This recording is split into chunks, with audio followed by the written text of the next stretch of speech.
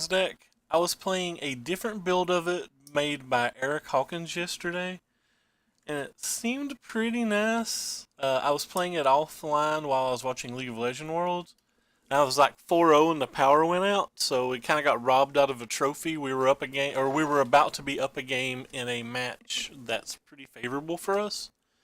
Um, but I didn't like some of the cards. That build was a Marionette Master treasure deck, and that just never came up. I never got to sack one treasure with a Marionette out. The Marionette itself did overperform, though, by making tokens, so we're hoping just replacing them with the Regal Caracals will. And then we took out the 3-2 treasure maker for the Sunscourge champions. Out of my last 10 matches, I played versus Mono Red 5 times, so um, I chose the Sunscourge champion over other 3 drops just mostly because we were getting paired versus red so much. The one thing I would say is I did want Vraska's Contempt over cast outs in the sideboard, but I was too cheap to spend 11 ticks to buy 2 Vraska's Contempts. So, cast out kind of solves the same issue. I wanted something that could kill both Chandra and Hazret while being not completely dead if I needed them versus like Torrential Gearhooks or whatever. Um, Also, I wasn't sure whether I wanted to go with 2 Dream Stealers, 1 Heartless Pillage, or 2 Heartless Pillage, 1 Dream Stealer. I actually think Heartless Pillage is pretty good. And I actually think the treasures you get from the Pillage and the Hoarders are pretty relevant in this deck. I added a 24th land because I was 1 land shy a lot. Anyway, you guys didn't get to see any of that, so you probably don't want to hear me whining about it, so, or even talking about it. So let's just get into the match. And today, our primary goal is to beat every mono red player we see. That's just a go. Eric Hawkins said that our revelation is apparently appearing a lot more now. So like the black white token strategy in general may not be good. I thought about playing the blue white approach deck with some settled wreckages like everyone suggested on stream yesterday, but again, kinda too cheap to spend. I think it was like $7 for settled wreckage when I looked. So we need to give it a couple days for prices to stabilize, but we get to play some pretty cool decks between then and now. And for some reason my volume's still turned down. I probably forgot to turn my speakers off yesterday when the power went out in this, well, I guess yesterday, this morning, before I went to bed. And we won the dice row. Yeah, the one we'll keep this in by the way. The one version I saw that 5-0'd had cut all the cast outs and stuff from their main deck.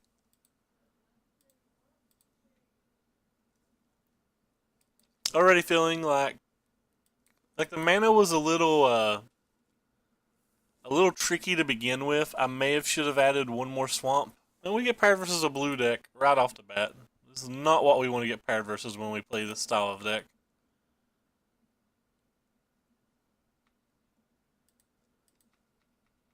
Especially pre-board.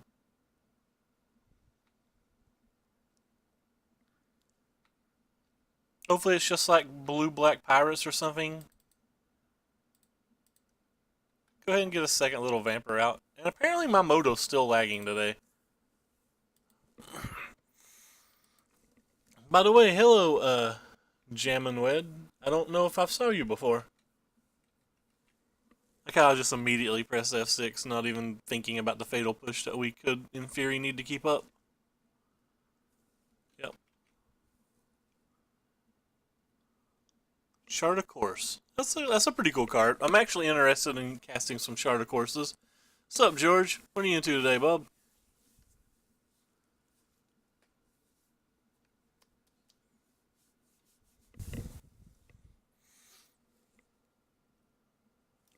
Angel of Invention. So this is gonna be like some kind of Esper's God Pharaoh's gift deck.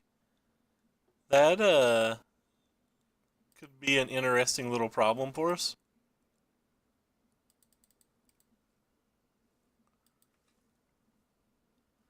It's been fine. I think we've got 3 trophies this week with Mono Red, which I mean Mono Red, and then we got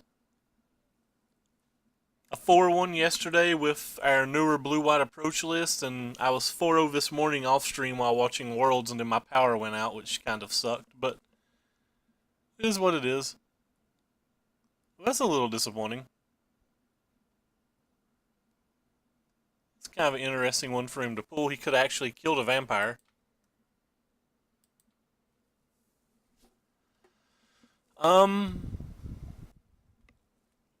I guess we'll just start getting the scry on.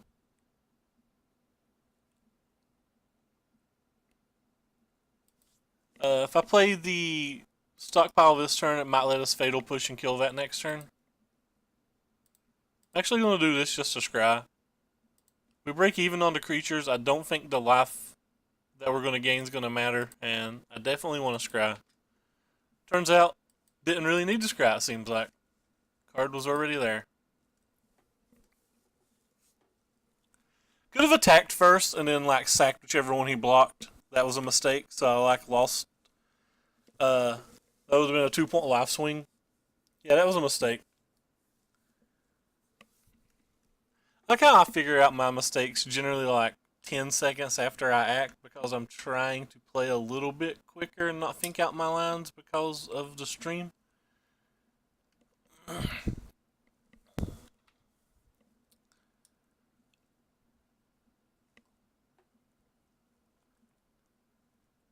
He's attacking us.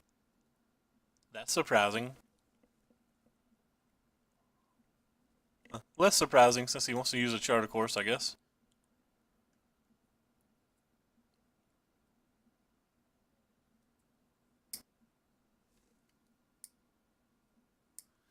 Yeah, he discarded an Angel of Invention, so I think he's just trying to find value for... I think he's just trying to find value for a God Pharaoh's Gift, maybe?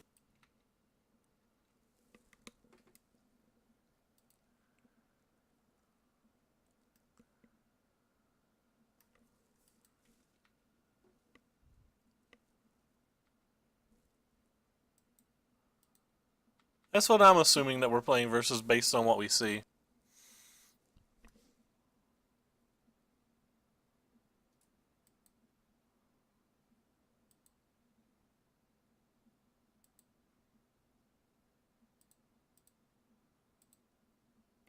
So this little thing kind of shuts off us being able to kill this bigger thing.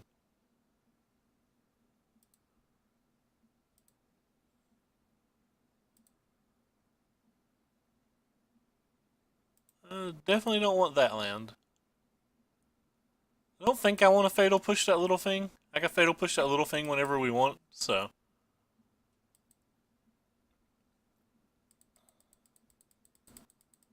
The Sire Storm Tamer.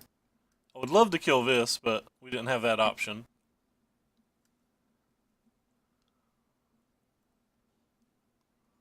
It may not be a God's Pharaoh gift, though. It could just be some kind of other gift. He could just be like just slamming this now.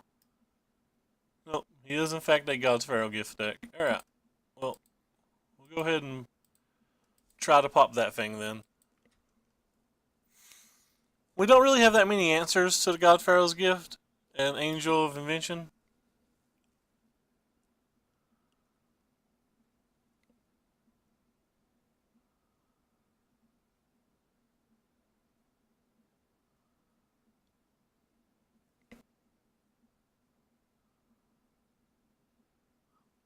That's a disappointing one.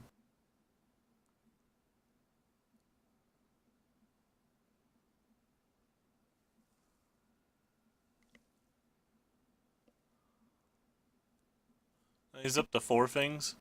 Yeah, we're in not great shape.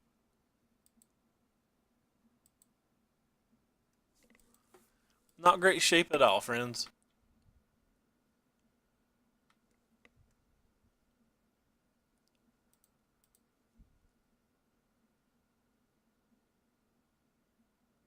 Probably worth it to scry again.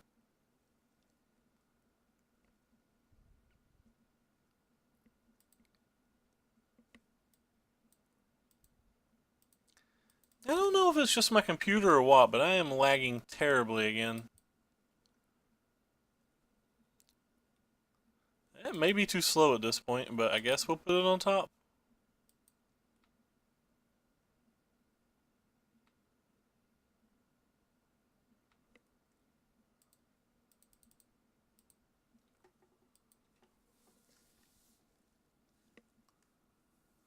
We have no main deck answers to God Pharaoh's Gift, and only and zero main deck answers to kill the Angel of Invention when he buys it back as well. So we're definitely behind the 8 ball here.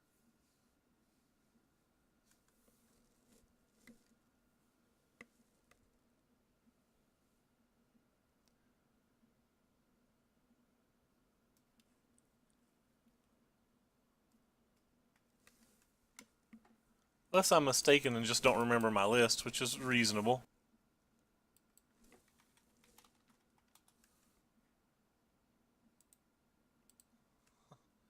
Double checking my deck list. No, I'm right. And we're dead then.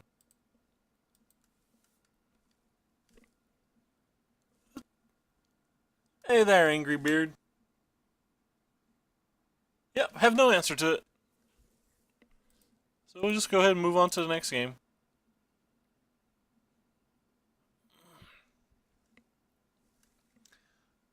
We had, we don't even have a scavenging grounds. Alright, so going into the next game, we can bring in some Dispossess. And by some, I mean one. We can bring in these answers to the God Pharaoh's Gifts themselves. Probably don't want any fatal pushes. Not sure if I actually want Duresses or not. I don't think I want Duresses. Just too easy for them to top deck something later, and like most of their creatures is what sets them up, I think. Probably don't need all the cats either.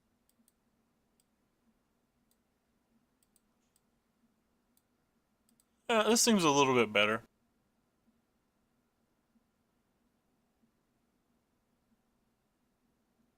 Yeah, try this.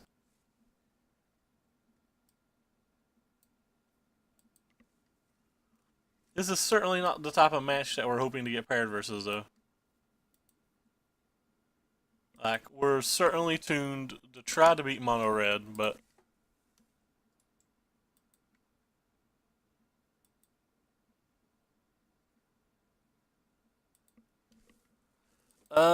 this hand's fine. It's like slow, and we don't have any of our super interactive spells, but I don't really think I can mulligan just to find one of those answers. There's too good of a chance that we won't have the lands if we do that.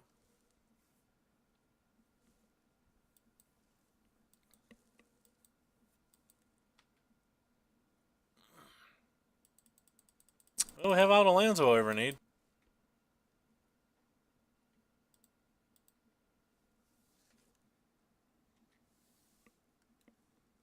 So what's everybody into today?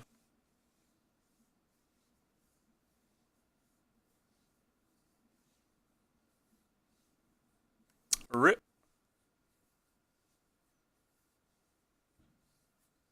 Looks like we did in fact need our fatal pushes. In fairness, he didn't show us any card like that game one. Another land. That's exactly what we need.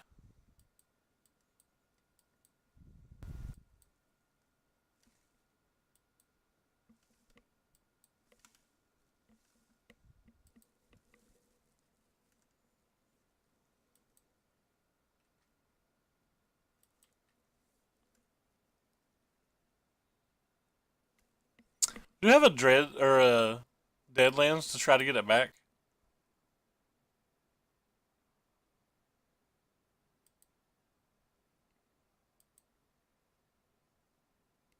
Guess I'll save that for later in case we ever draw a hidden stockpile.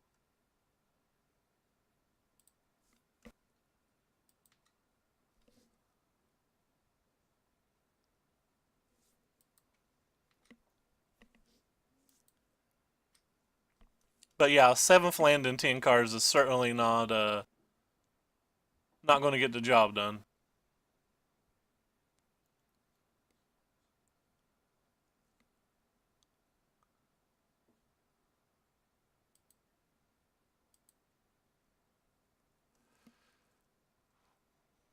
Well,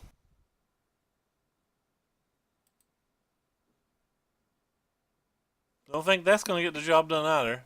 I guess we have to kill this thing. I don't think just casting the cat does much. I guess it does some. Alright, fine. I'm fine with just casting the cat.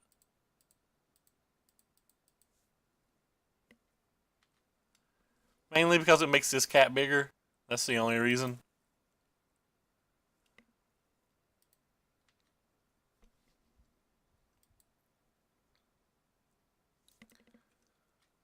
We do have Double Desert that we can sack over the next 2 turns as well. Which isn't nothing.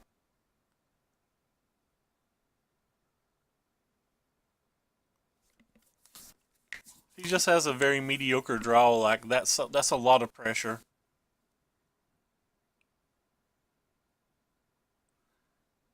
Like we can attack for 13 over the next 2 turns. Oh wow. All right. Well, we really need to hit one of our removal spells now.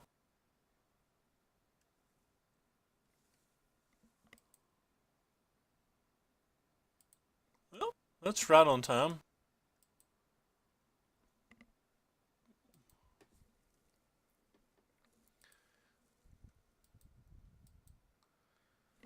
So I can cast out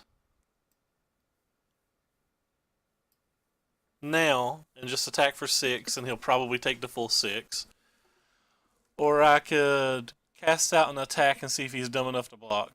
I shouldn't say dumb enough. See if he makes the block. Then I get the Anointer, but I don't really think I need the Anointer. We don't have anything else that makes tokens, so guess we'd rather just get the damage in then.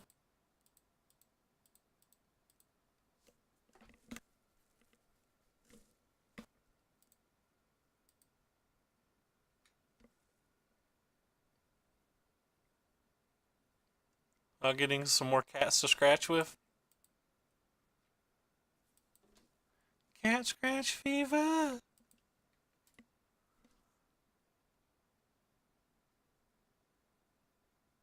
If he doesn't ever put a creature in his graveyard, I like our odds. That card's very good. I don't know about it in a God Pharaoh's gift deck, but it's a very good card in general. Alright, so yeah, now we need yet another way to kill cats. Or have cats kill.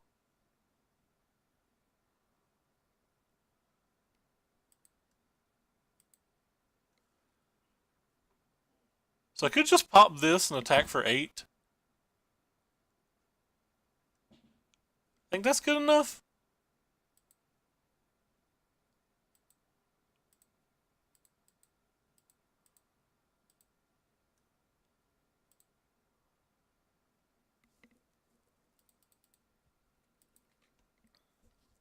If he combine blocks, I at least get the Anointed back.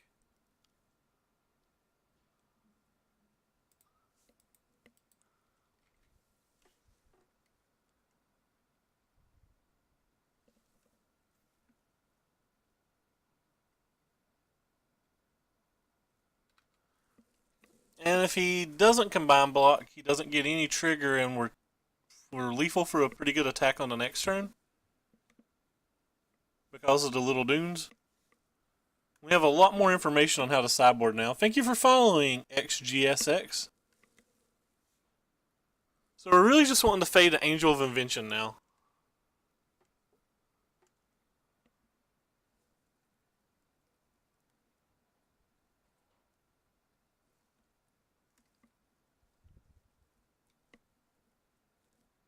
We'll certainly be sideboarding different.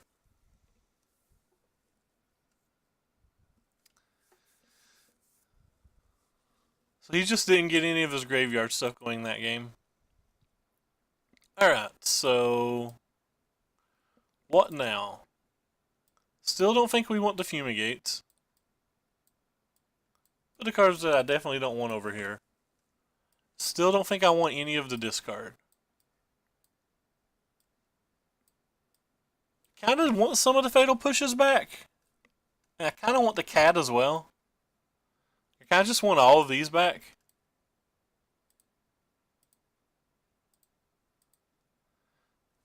The one cat may be too much though. Definitely going to dump those to the grave. 6 5-drops feels like way too much, doesn't it?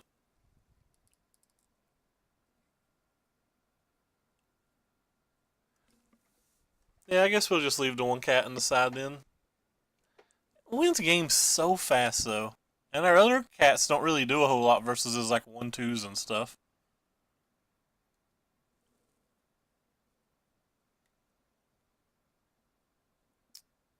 Hmm. I'd almost rather just have a 5th cat stranded in my hand as opposed to play an early cat.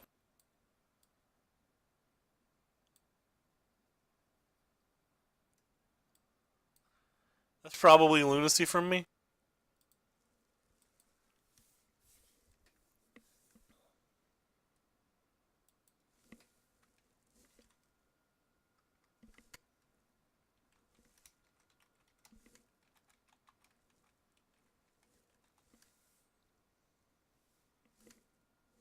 Well, we both have to mulligan here. Hopefully we'll find some lands with our second draw.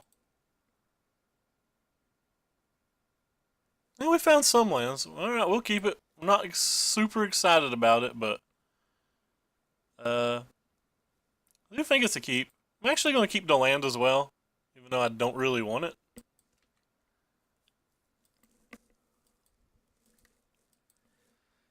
There's some chance that, like, if we get our stuff going, that we could gain more life than he can deal. Even if he gets his angels going.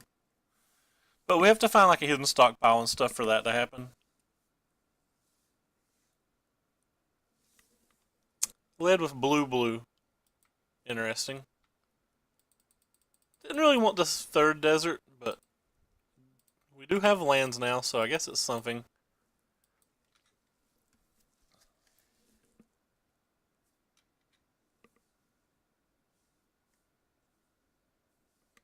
Yeah, so he does have his other land.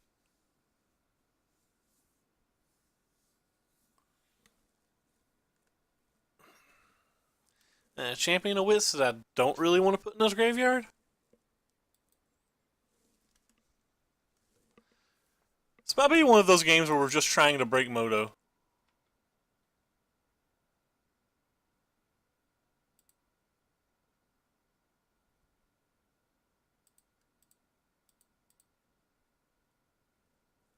Don't think I need to play the Pointer this turn. Anointer. I like how I called it a pointer. Probably should have attacked as well, but if I was going to attack, I should have played the Priest.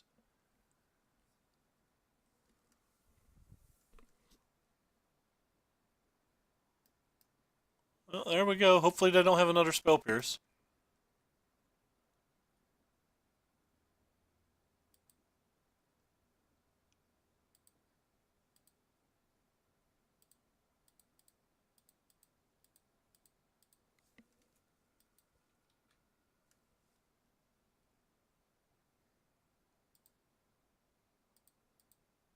And he has a second Spell Pierce. That's a little annoying.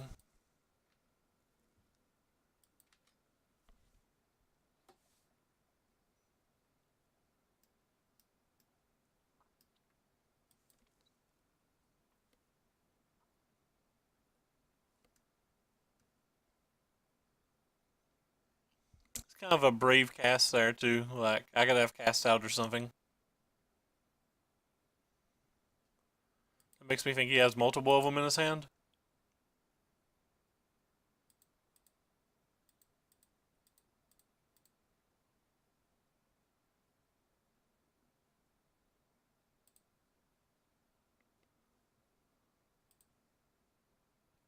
I'm just gonna go ahead and slam this. Next turn, if he doesn't have some type of removal spell, we can get a flip on the landing and start trying to gain like just lots of life.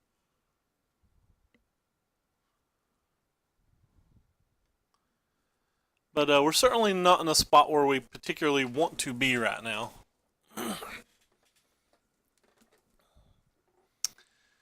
Need to draw like a cast out or an angel of sanctions or something.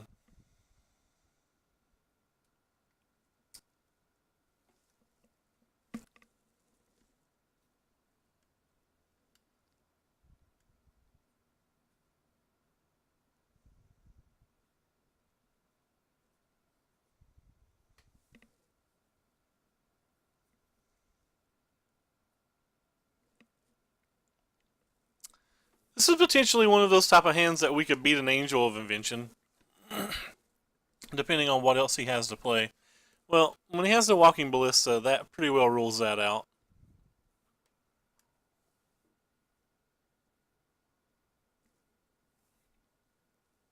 Kind of interesting. So I assume he's going to use the Ballista again to stop us from flipping the landing. Yeah, there it goes.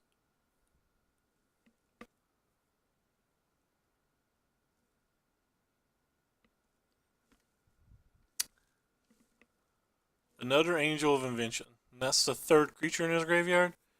So we really need to find an answer to the gate ASAP. Well, his stockpile is not technically an answer to the gate, but... So we have 2,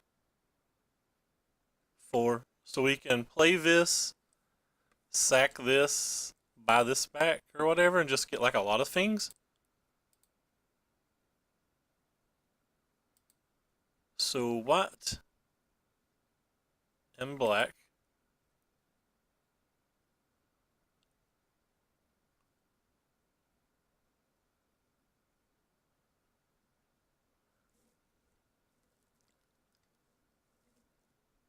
Yeah, that seems fine.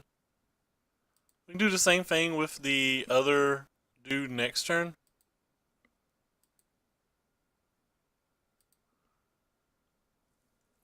While trying to find an answer for a God Pharaoh's gift. We certainly don't want to land.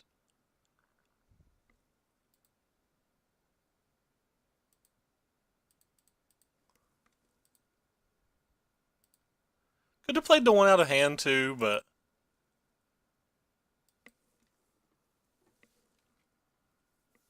we'll go ahead and start just gaining the life.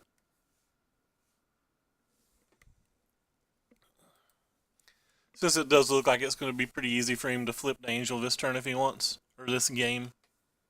Or flip the gate. I don't know why I called it an angel.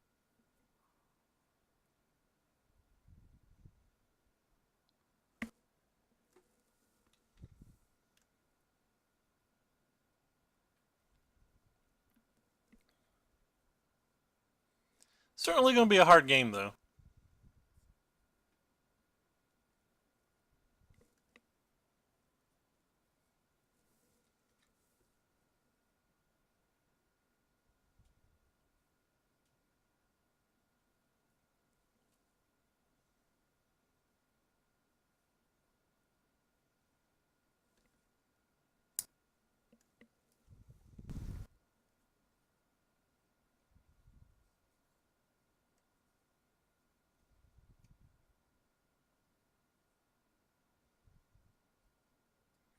Fairgrounds Warden, that's fine.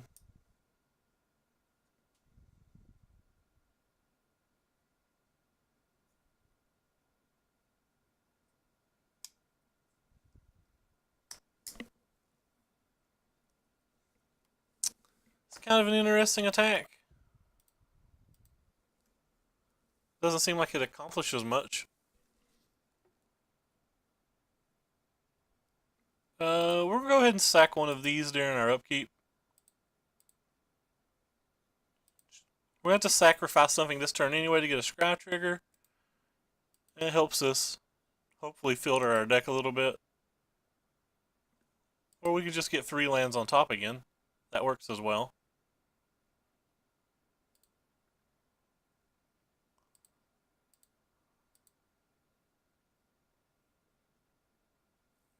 Could have saved that mana, potentially.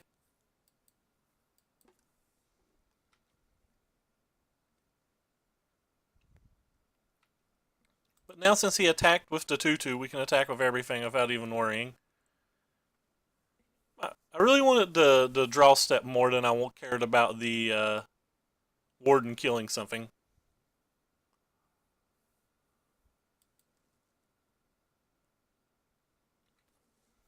Goodbye, little lifelinker.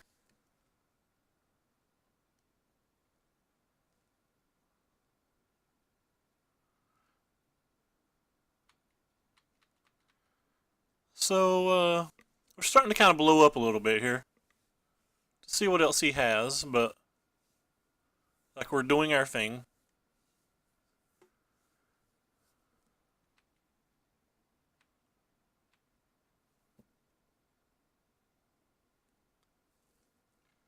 I'm just going to take it all this time. He's kind of representing a Fumigate or like a big walking ballista or whatever, but we have 1,000,000 life, so. Have like an actual 1,000,000 life. Or it's just another treasure map. That's fun.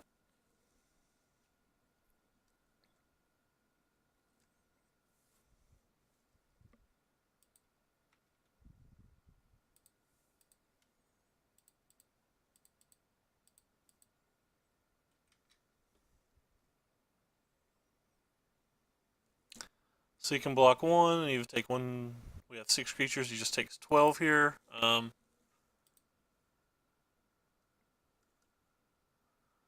I sack this and buy it back, we can't use this turn, but I think it's fine.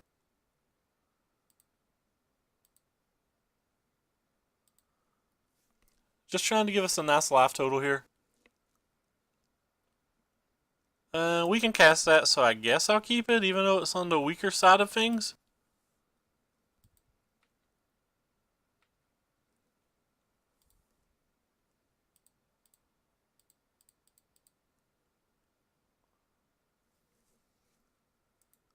Go ahead and just always yield to those at this point.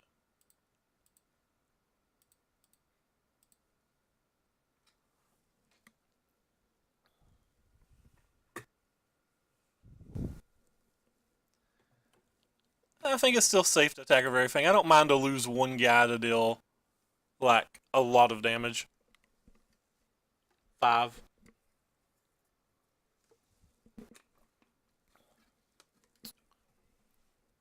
Especially when I'm gaining just a bunch of life again.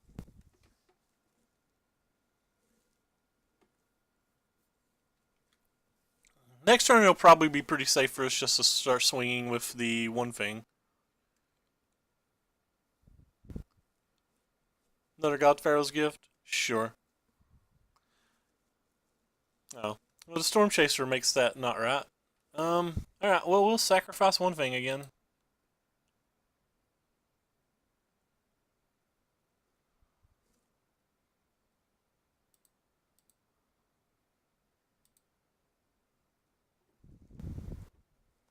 A cast out. Cast out's acceptable.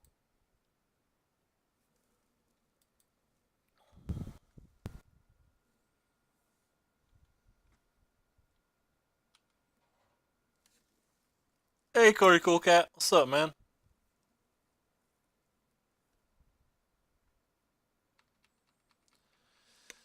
So he's really got to make things happen quickly now.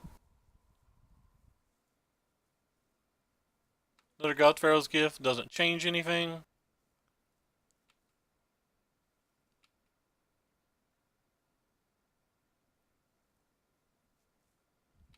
No, attacking doesn't do anything. I'm playing a different build of the deck. I'm playing my build of the deck. I added a 24th land. So he has 5 blockers, and we have 1, 2, 3, 4, 5. Then we have 1, 2, 3, 4, 5, 6, 7, 8. That's lethal. Alright, we'll just go with it then.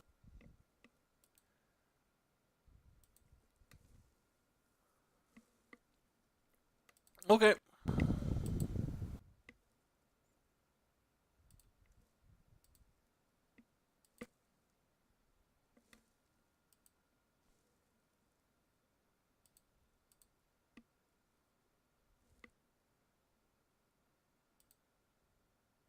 Sorry. I need to tap my mana slightly differently just in case.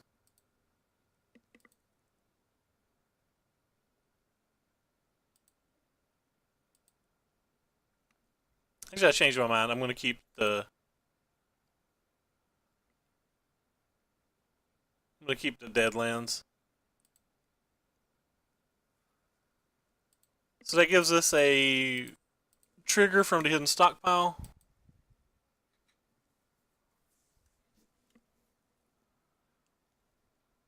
Pretty sure I'm just going to go for it. We're one creature over what it takes to win, if I count right. So we have 6, 7, 8, 9, 10, 11, 12, 13. So wait, is that 6, 7, 8, 9, 10, 11, 12, 13? He has 5 blockers, so that means we have 8 things that's getting through, and he's only got 1 card in hand. Alright, I'm fine with that.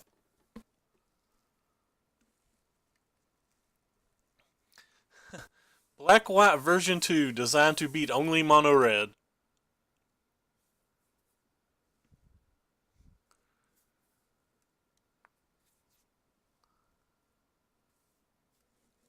Ona had a pretty reasonable draw. I just refused to kill any of his creatures for him.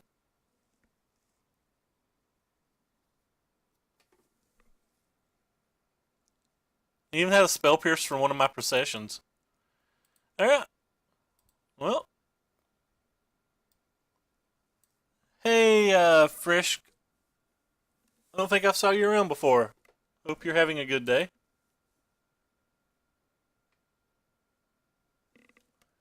So we lost to Dashro this time. Let's update my stats over here. Can't forget to do that because people always ask what your total records are and stuff. I think this hand's keepable. It's not going to be good versus a lot of different decks. Like Teamer, for example, is something I wouldn't want to play versus with this deck or hand. Black Green's probably in that same category. The little kitty cat. The little kitty cat always makes us smile. Meow meow. These little fleet hoarders have been actually very good.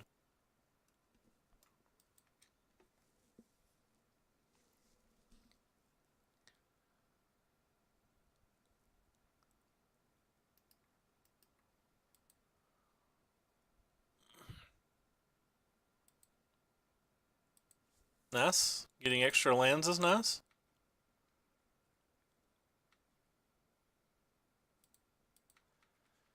If he uses a removal spell on this, I'm 100% playing the stockpile. If he doesn't use a removal spell on this, I'm probably still playing the stockpile. But I'll at least think about it. Yeah, I'm still playing the stockpile.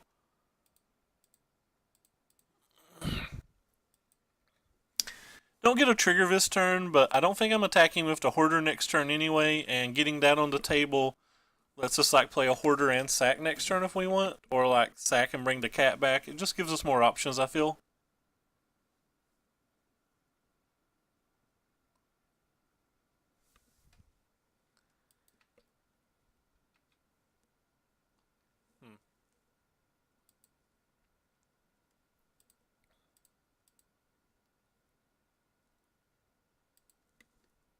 Alright. Uses the mana a little more efficiently, at least, I guess.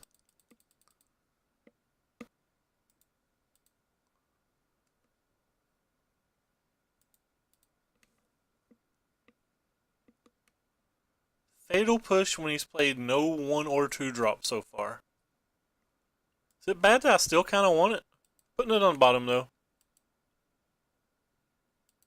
I don't think I'm going to cast a cat out of graveyard. Not only have a Regal Caracal in our hand.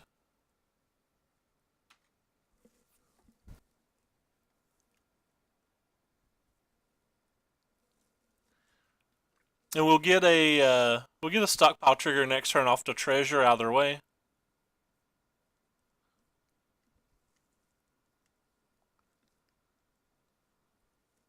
That's a good one, actually. Kind of makes me wish we had the fatal pushback.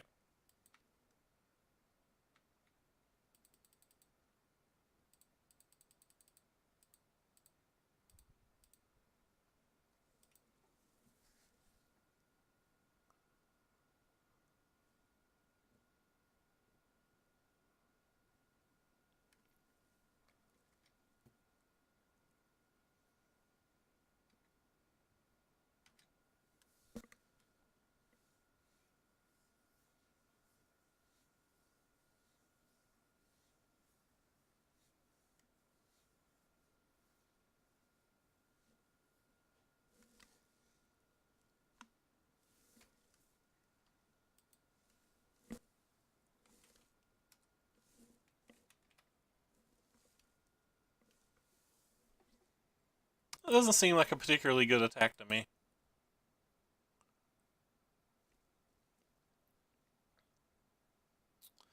Alright, so what can we do this turn? We can use a stockpile, get a scry, and then like play this and this. It's probably the best thing we can do. Sure. We'll get the scry trigger again. You know, I'm fine with keeping that because it lets us get our cat online next turn.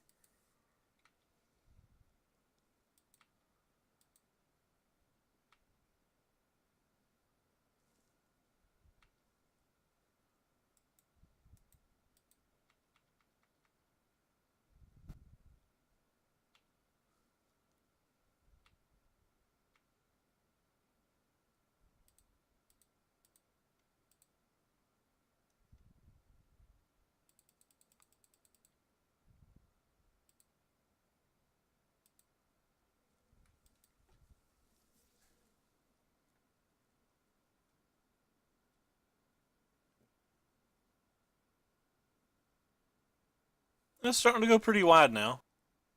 Actually, just go ahead and sacrifice. I don't know if I'm going to sacrifice that or not. I guess it depends on what he does on his turn. There's some chance that I would save it for the following turn. I can't think of things that would make me save it for the following turn. Maybe a giant walking ballista, but that's about all I can think of.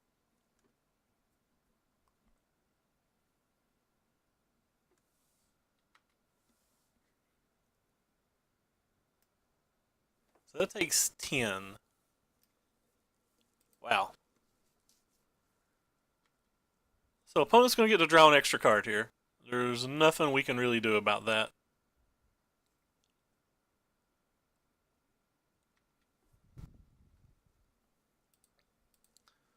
So go ahead and make sure we go get our land.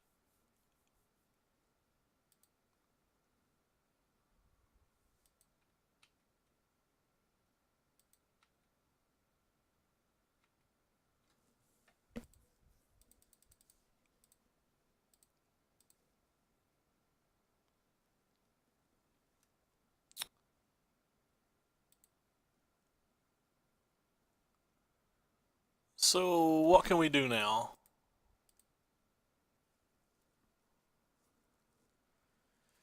If we attack everything at the Veraska and he blocks the biggest two, it still takes 1, 2, 3, 4, 5, which doesn't come close to killing it. And we lose two of our cats. Maybe we just attack it for 4 then? It's a really hard problem to deal with.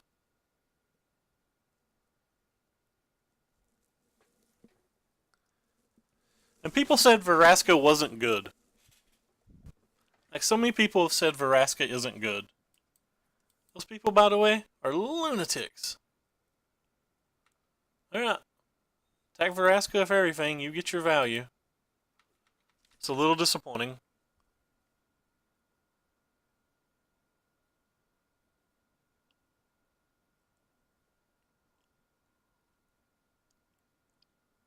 Sure. So he's chosen to kill a cat? Chosen to kill 2 cats.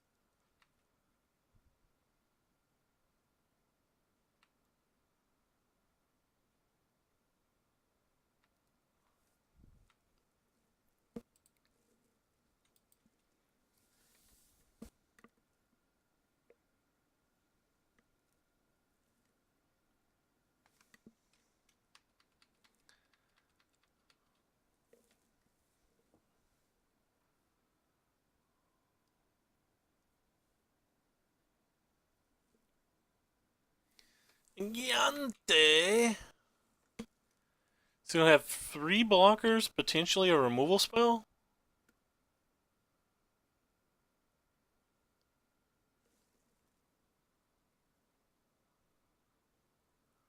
I've argued with people till I was blue in the face that that card was playable.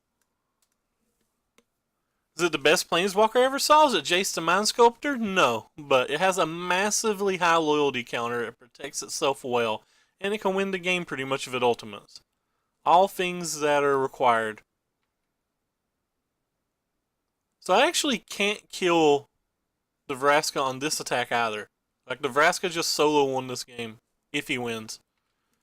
We have some spells that we can draw that would be useful. I guess we'll go ahead and sacrifice this.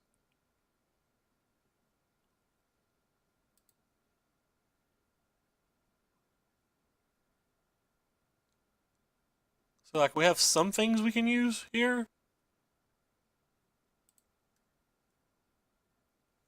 So he has 3 blockers. We have this that can kill one of his blockers, which would leave him with 2. So if he doesn't have a removal spell, we can kill the Vraska. I guess that's the plan.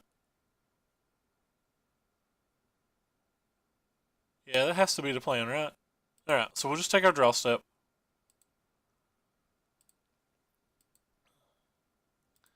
The one we can kill.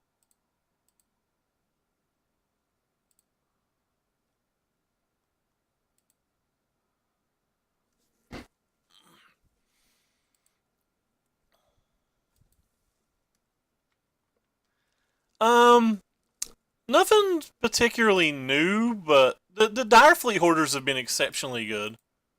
The Legion's Landing has been exceptionally good as well. By the way, how you doing, Boot? It's good to see you around, man.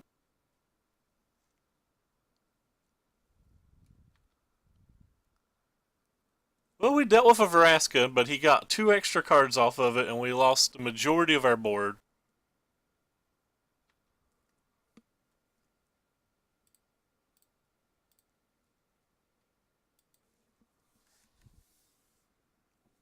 Hey, Anarif. How you doing, bub?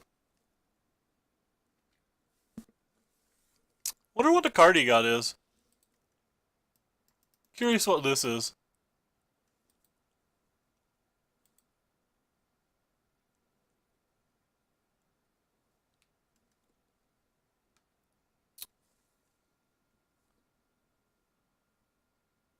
I am not going to Eternal Weekend. It's kind of a pop dream. I would look. Oh man, he took my 3rd cat.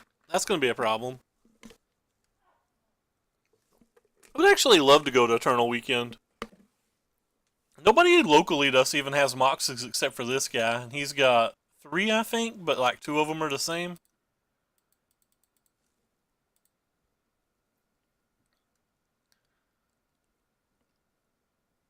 So yeah, we're not in great shape anymore. I actually think I will keep that. I might need to be blocking a lot coming soon.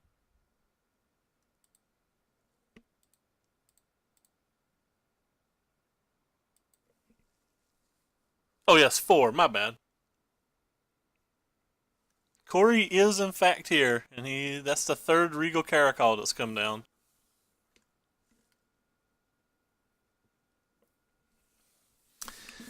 Yeah, it's definitely one of my pop dreams in Magic.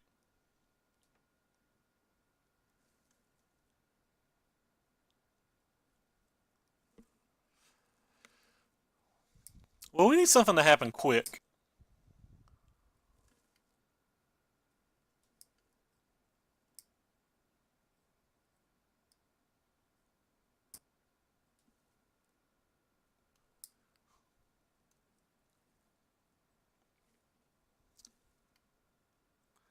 Nothing. I think he was just making a joke about the cats. He was just making a cat joke. A cat scratch fever joke. You know what would be good on this board? An anointed possession. That'd just be swell. No, he has more spells. Don't cast more spells. That's another good spell too. If you're gonna cast, if you're gonna cast more spells. At least don't let them be good spells. He's not attacking.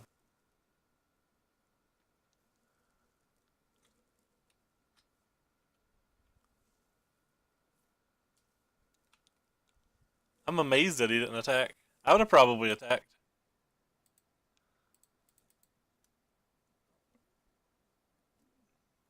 How many times do I have to click it? There you go. I don't want that. I don't think I'd keep mini cats right now, or mini cards right now that isn't a cat or another anointed possession.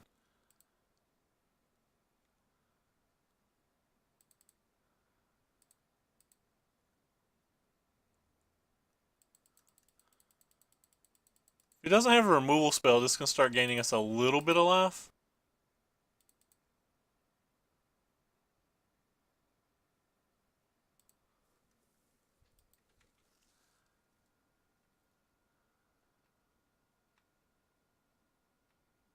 I thought it was just when it was dealt damage. Wow, did they draw one for each blocker? That's insane then.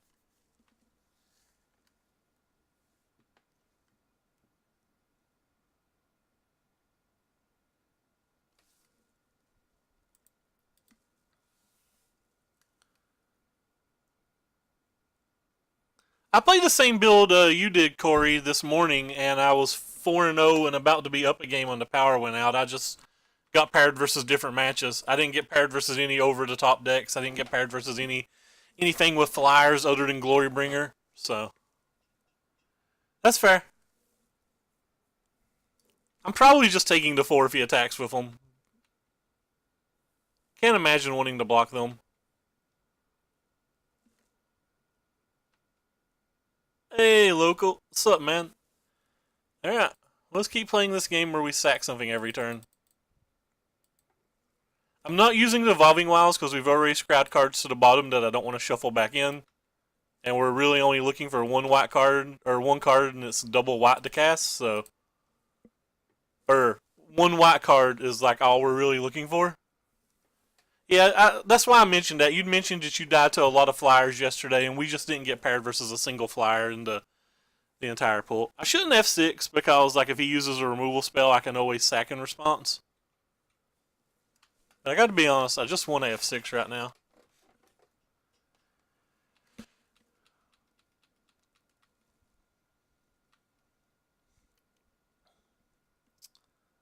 Yep, we're just in match 2.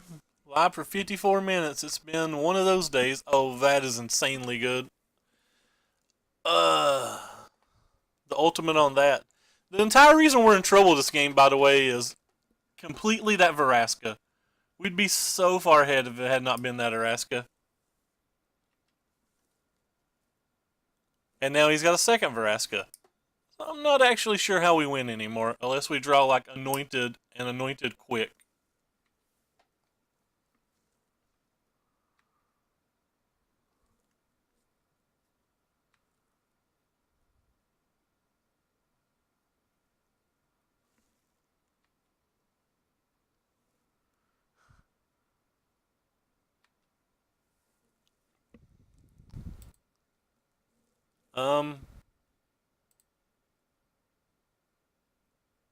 Guess I can sacrifice this one and get a 4/4 back. If we draw a card we don't want.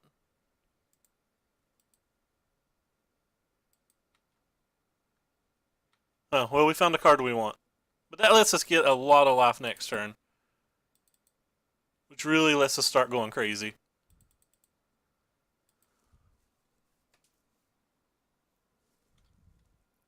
Alright, I'm just pressing F6 at this point. Because of the lag, I'm down to 16 minutes on the clock. I don't think I've been taking a very long time making any decisions or thinking. It's just lag. It'll do that to you.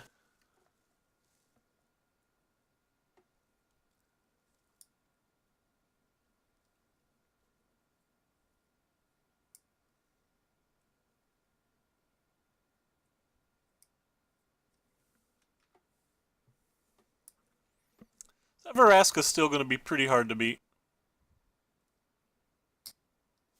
Like, we're not out of the woods at any point yet.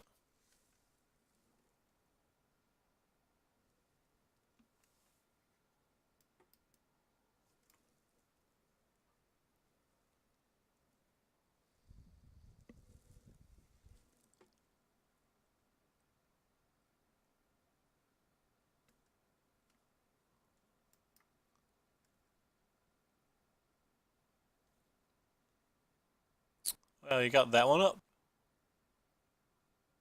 I guess our life total doesn't matter anymore. So that's kind of cool. We do not have reservoir in this deck. That'd be kind of cute. I would not be opposed of having a reservoir right now. Yes, it's wrong that you want your opponent that you want the opponent to do that. Opponent's the bad guy. We don't want him to do anything fun. Man, I kind of want to keep this card. Do I want to keep it more than I want the Sun Scourger? Probably. Yeah, I think I'd rather have it than the Sun Scourger.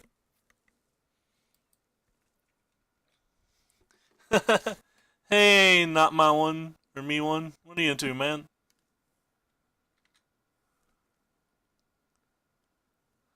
All he has to do is like draw a Walking Ballista to turn the Ultimates Veraska.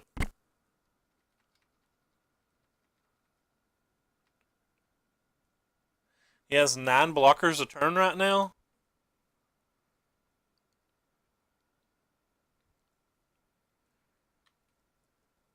So we can do 10 blockers with that.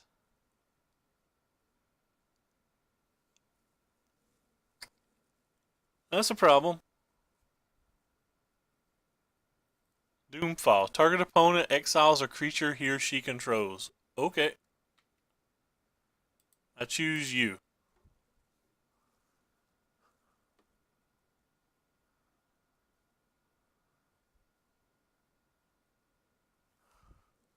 Alright. I choose you again. At least we know he doesn't have a Walking Ballista in his current hand.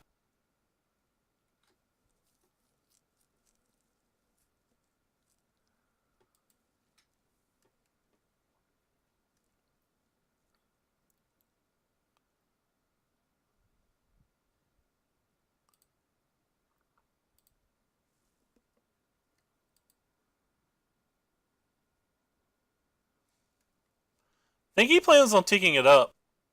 Alright, so we don't want that.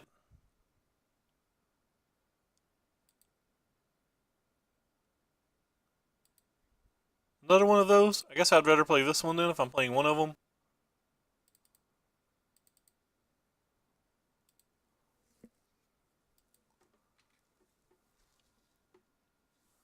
I haven't read it. I don't actually know. I would imagine it's not enchantment. No, it is enchantment. He can get the enchantment if he wants.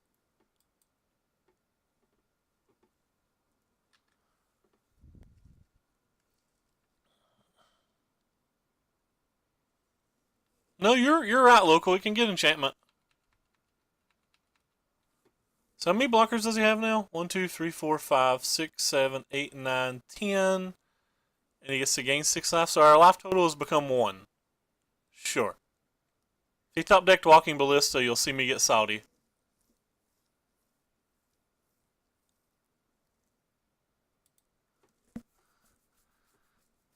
You would see me get Saudi if that happened.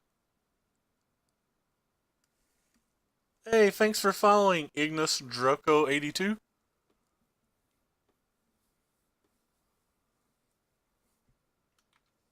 Sure. So 1, 2, 3, 4, 5, 6, 7, 8, 9, 10. 3, 6, 7, 8, 9, 10. So he has 10 blockers and he gets to gain 6 life with the blocks. So he's at 24. Let's just take those 10 away. 1, 2, 3, 4, 5, 6, 7, 8, 9, 10. 11, 12, 13, 14, 15, 16, 17, 18, 19, 20. We can only deal 22. We'll double count that just to make sure. So 3, 4, 5, 6, 7, 8, 9, 10. And then 10 random blockers. And then we have 1, 2, 3, 4, 5, 6, 7, 8, 9, 10, 11. Yeah, we can only deal 22.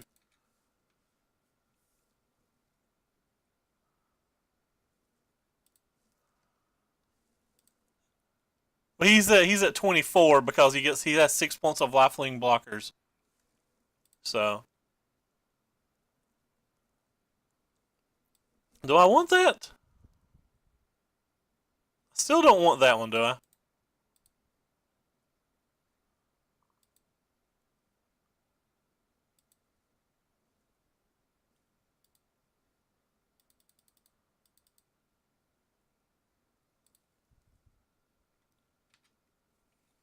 Yeah, so we don't have to worry about dying this turn, and we're technically lethal next turn then, depending on what he draws. He gets 2 more blockers, but we got 4 more attackers, so we should still be lethal. We got more than 4 more attackers, rather. So if he doesn't add anything relevant to the board, I think we've got it this time. What's that do? Sure, don't care about that. I'm going to double count it one more time, and I apologize for doing all this counting while on stream. We played it last night, P. Sams. We went 4-1 with it, and then we switched to this deck for today. We were 4-0 with this deck earlier, and then the power went out and we lost. We're currently 1-0. It's just, I've got paired versus 5 out of my last 10 matches versus mono red, so I wanted to put a deck together that couldn't lose to mono red. Alright, so let's do the math one more time. 1, 2, 3, 4, 5, 6, 7, 8, 9, 10, 11, 12, 13 blockers, and 24 life. So 10, 11, 12, 13. So 1, 9, plus 4 is 13, 26. So that's lethal, right? I think that's lethal. 8, 9, 10, 11, 12, 13. 13 is 26. And then there's the 13 for his blocks. 1, 2, 3, 4, 5, 6.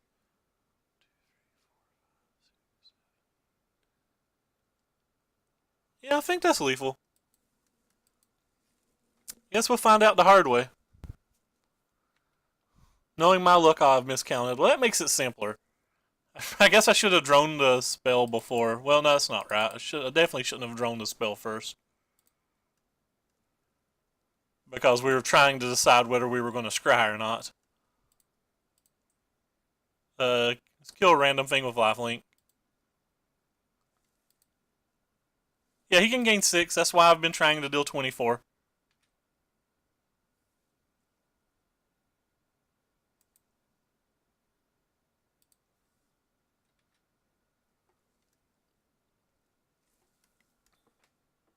Hey, South North. Oh, by the way, I don't know if anybody noticed, but the famous P. Sams is in the room.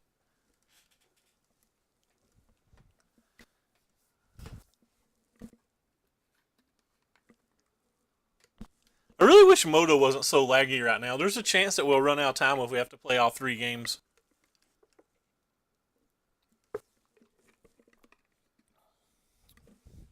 I was gonna make a joke about you being famous for being Chris's friend, but I decided to stop myself.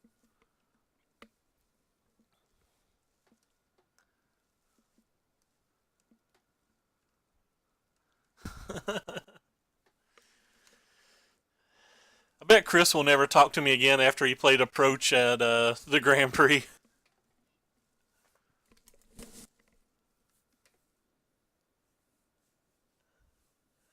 That's all Twitter's for.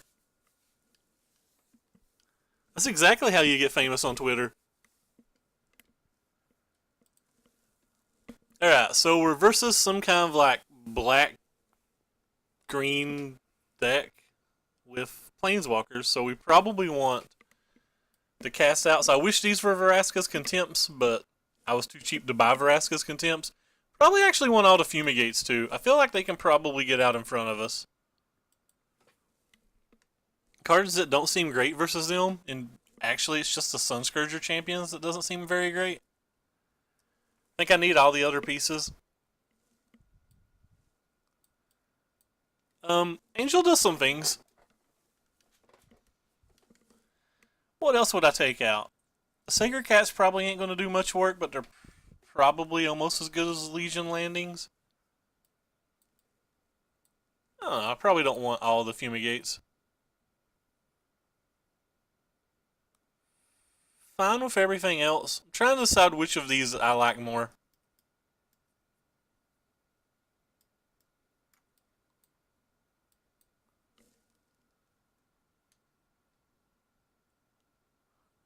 You'd have liked your list a whole lot more if you had cats. Meow meow. Martin Juza posted today that he thinks this draft format is the worst format of all time. The worst limited format of all time. I've not played it. I can't really comment on it, but that's kind of a bold statement from that good of a player.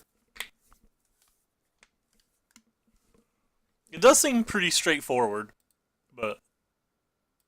And every time I saw somebody post a pack on Channel Fireball, I'm like, I don't want any of these cards. But I had a lot of fun at my pre-release. I did have a lot of fun at the pre-release. I can't say that I didn't have fun. I definitely had fun.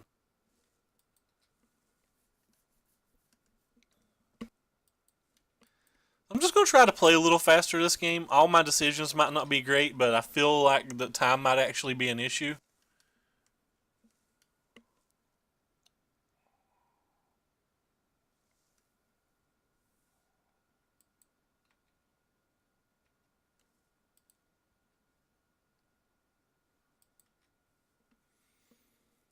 I guess everybody just logged on and played like 500 Moto drafts last night or something.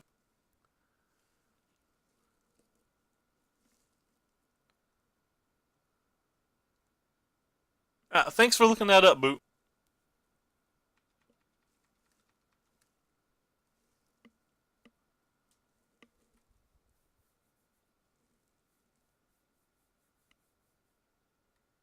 Is this the one that gains life? Yeah, that's the one that gains life. We'll go ahead and sacrifice this. I could hold it to make a fatal push a little bit better, but I probably should hold it to make a fatal push better since there's no 3-drops in the deck I care about.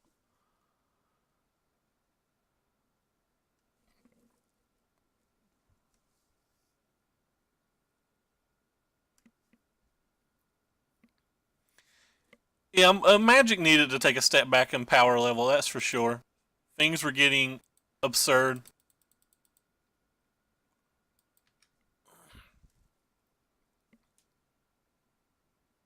Oh lord, MTG bot's updated now. That's kind of cool.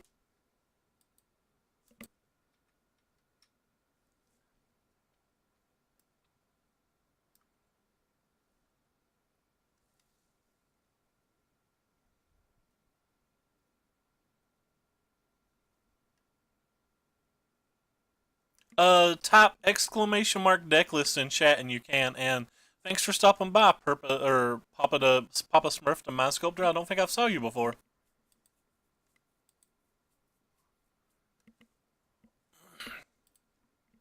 We drew the fatal push, but that's not punished because we wouldn't have.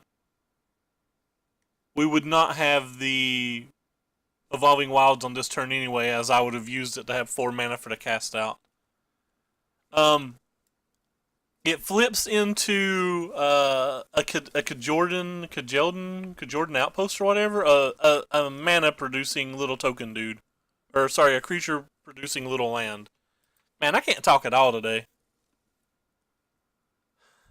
I just have a hard on for these token decks. Yeah, they're pretty fun. I built this one to try to beat Mono Red, and of course we're not paired versus Mono Red any, so far. Even though 50% of our rounds yesterday were versus Mono Red.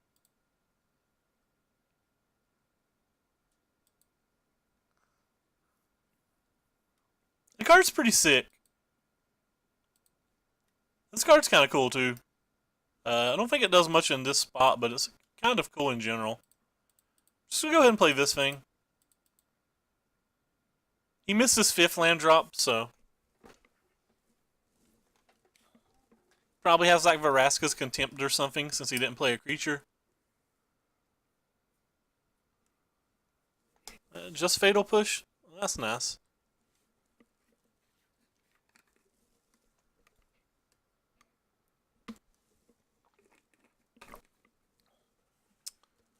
Alright, looks like we're taking the pain.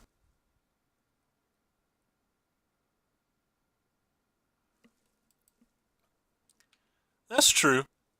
Um, I thought about trying some of the new greed in the board.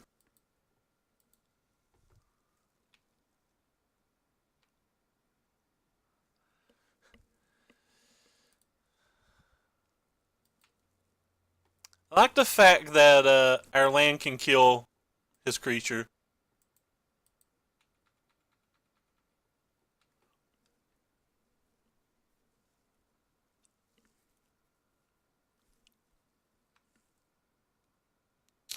What blue cards are you running?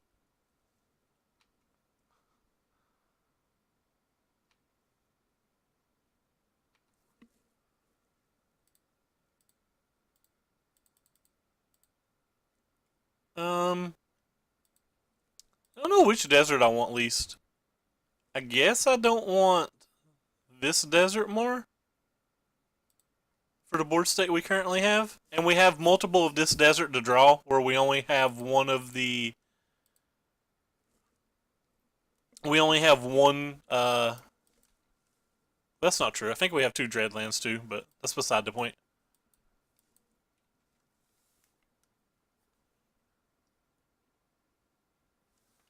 Let's check out these cards.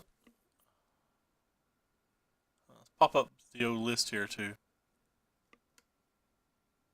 Sorry. Alright, what do we got here?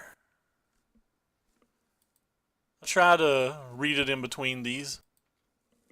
The Field of Ruin can get dealt damage, get a land? Well, that's unacceptable. I guess I can play Field of Ruin so I can cast Fatal Push if I need to.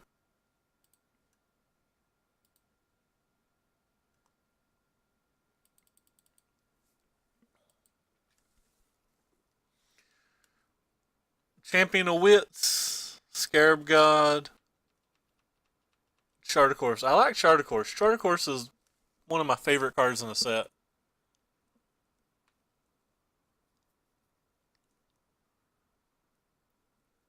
Kind of think I'm fine just taking another two.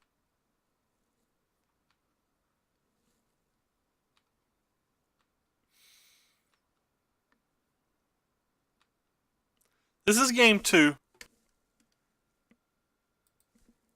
Unfortunately, Moto is real laggy again today, so me and our opponent are both taking a lot of time, even though I don't feel like we've spent that much time.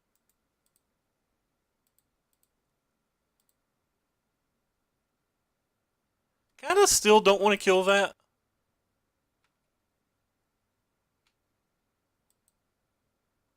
He's got too many good things in his deck.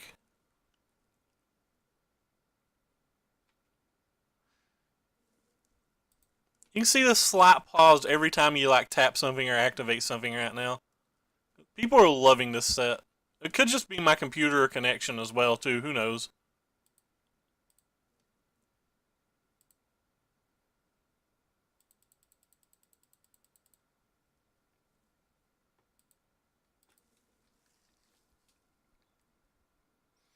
It's not as bad as it was yesterday, but I'm still feeling it. But again, it could be my connection.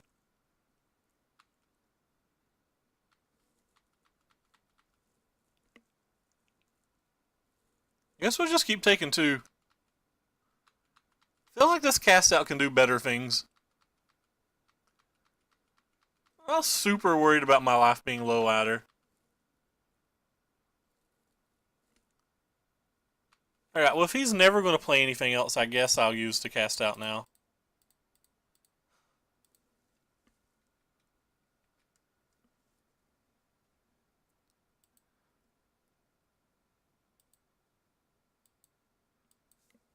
Perfect timing to use it, of course. At some point he's got to draw a fifth land, right?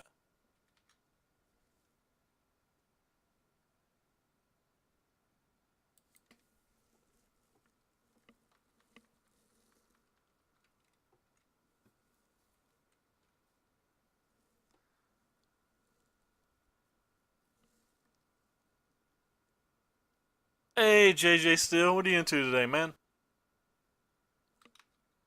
I like how I hit F6 and F6 just did not care. Go F6. You can do it, F6.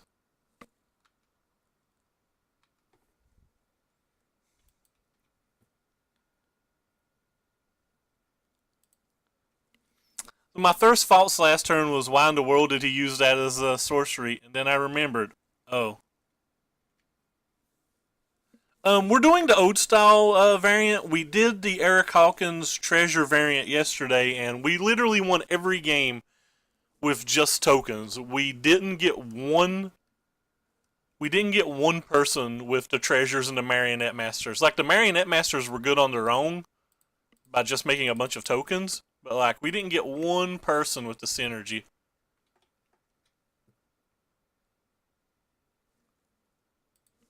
Which kind of made me sad, because I was really looking forward to it.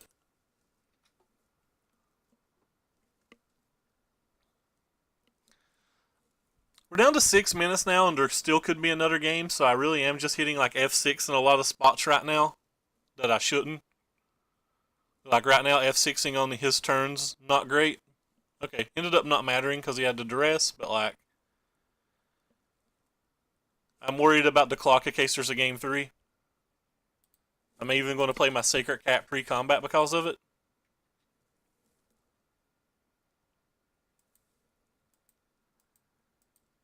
Gonna attack with both. I don't really care if he has a removal spell. I'll play this post-combat if he does. To like, get the Rap Jaw or whatever.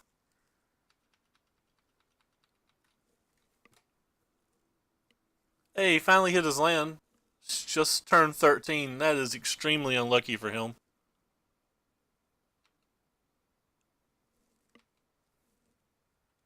It does in fact save time. It also causes play errors.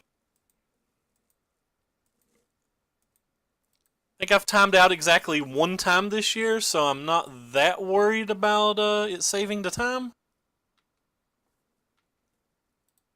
It's just Moto's kind of laggy today, so it's becoming an issue today, but it's not normally an issue.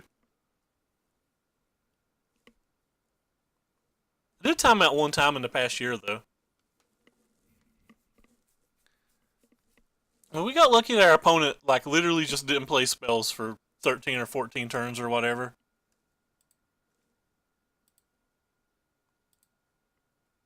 Especially this deck. This deck actually uses those stops during your upkeep and instep kind of often.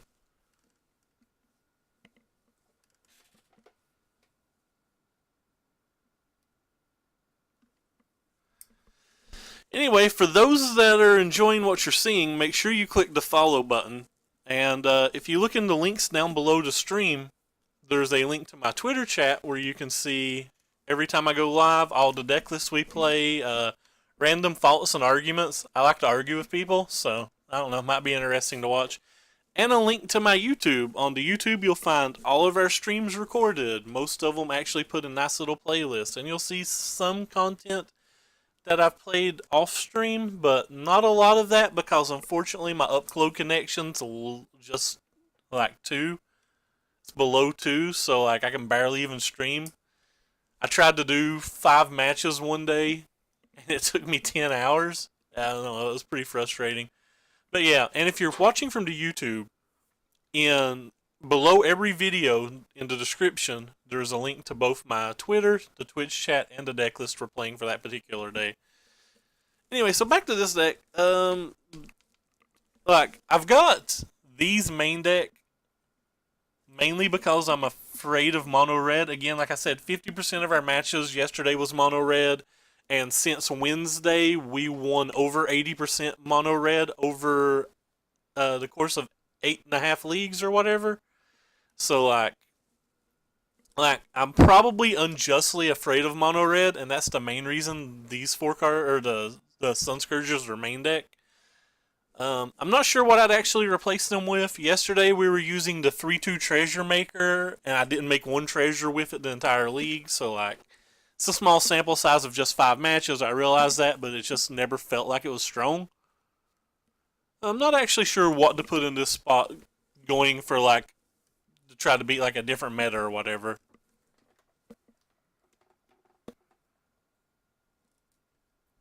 I'm actually surprised that we're doing as well as we've done today. We've beat a black-green deck and a God's Pharaoh deck with our deck that's really here just to beat mono red. And as for the cast out, I'd rather the cast outs be Veraska's Contempts, but I wasn't spending $11 for that small of an upgrade. Should have bought them yesterday. I think they were like $1.50 or $2 yesterday. I had no idea that they would like shoot up to 5.5. Like I realized the card's insane, but still 5.5 for a removal spell. That's a pretty large number. To the best of my memory, Hero's Downfall was only even like 75 cents.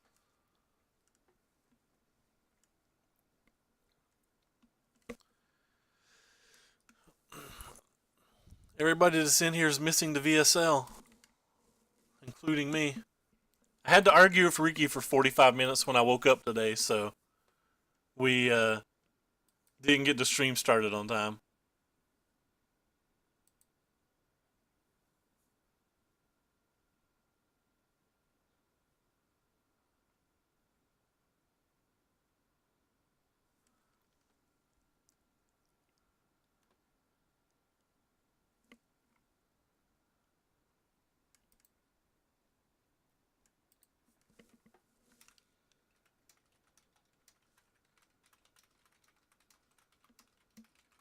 You still feeling better, James? Are you about over the flu yet?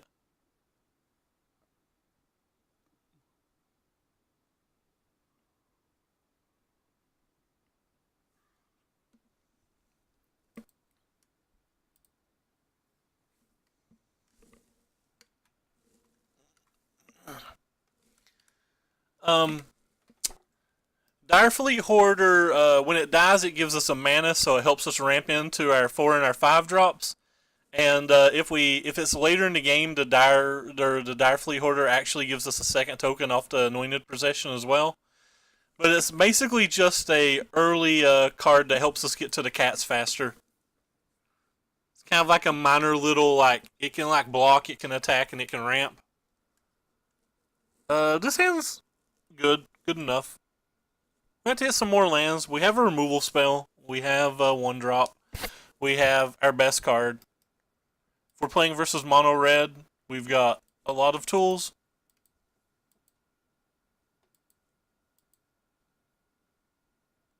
Hey Darth Butt, how you doing today? Welcome back, man. So opponent mulligan is scryed to the bottom. And he is potentially playing mono red. Now he's in fact playing mono red.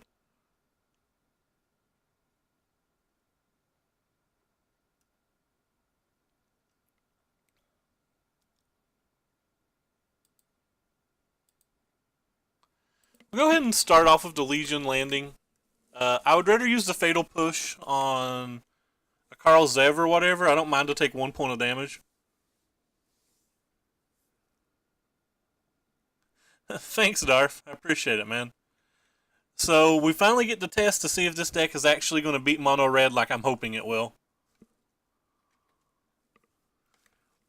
I don't care about taking 1 damage, and if he doesn't have a removal spell or if he doesn't have a Kenra, I might just block. Because I also don't care about keeping the vampire alive.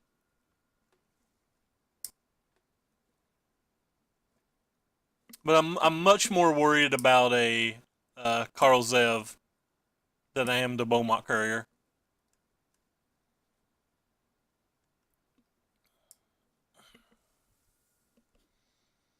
I'd like to draw a Sacred Cat. Sacred Cat would make me smile. It's not a Sacred Cat. I think I'm still going to play it, though.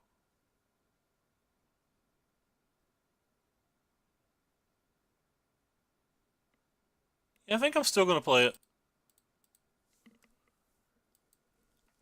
Looking to block here. If I block, it lets me ramp into Sunscourger with the Fatal Push-Up if I need it. If he just has a... If he just has like a Cropper, it's not that bad for us either.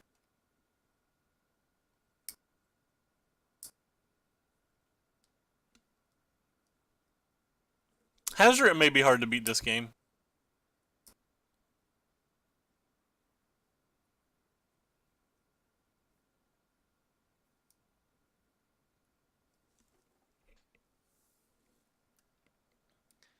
So I will be probably trying to kill this one now.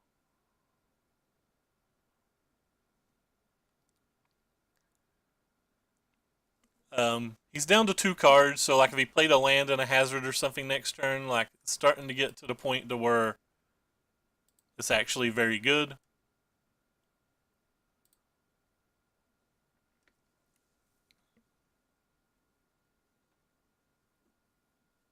Well, I have to get the life link going too, right? Because he can just do 2 damage a turn.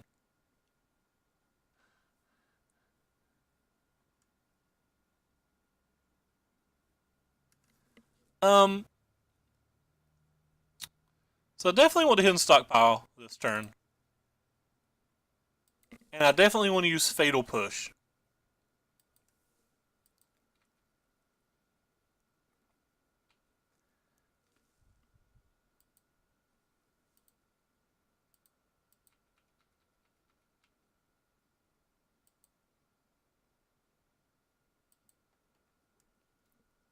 So my plan is to sack this after I deal 2 damage. Get the treasure and then just waste a treasure to kill the Beaumont Courier. That way we can get a scry. But that's all probably not worth it. I really want the scry. That's the main reason I'm doing it. It gives us a blocker next turn as well for hazard if he does have it.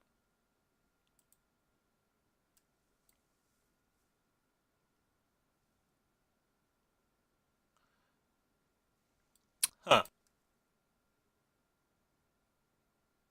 That one's kind of interesting. I think I do want that. It's going to be a few turns before we really get that online, but I still think it's worth it.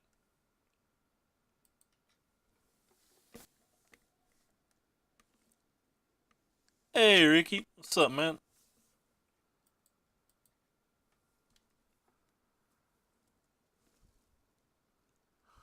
Damn mad. So hazard would be a real problem now. That's not a real problem. Um. Hmm.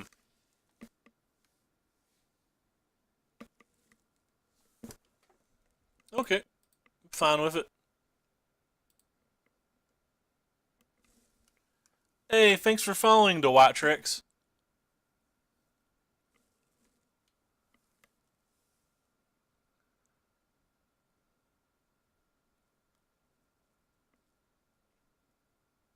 So I already know an Anointed's on top, so we don't need to scrap pre-combat. And we might as well attack because we're going to be cycling this for a scry anyway.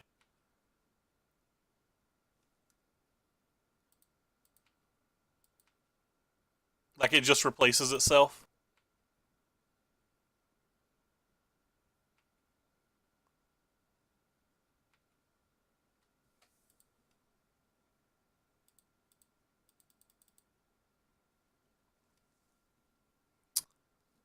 So, a land. What's a land give us? Land lets us play an Anointed Procession and then, like, sack something next turn. Alright, land's fine then. And if for some reason, like, all my dudes are off the table or whatever, it would also give us the opportunity of something just to discard to the Sun Scrounger.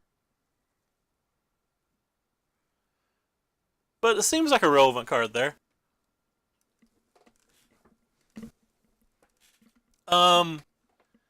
If you type ! deck list, it'll give you a link to where you can read the card.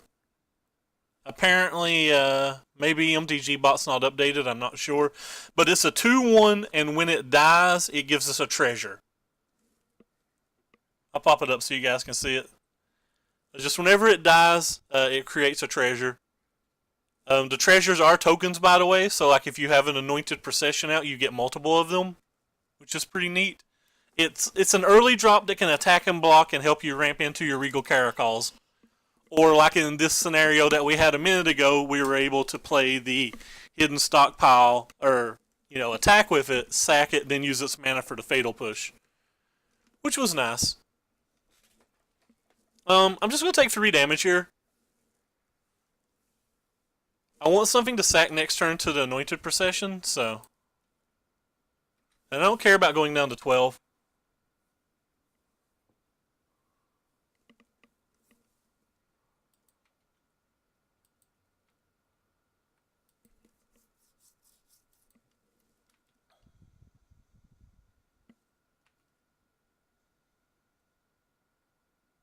Yeah. It's a pretty neat card. It's actually done a whole lot of work. I was surprised by how good it was. When we originally put it in the deck, this deck was a Marionette Master kind of like treasure combo deck. And then like that half of the deck just kept underperforming over and over and over. And we added we cut most of that combo, but that card was so good that it made the cut even past that. So I'm actually going to sack this guy because I can buy this guy back next turn and gain 8 life.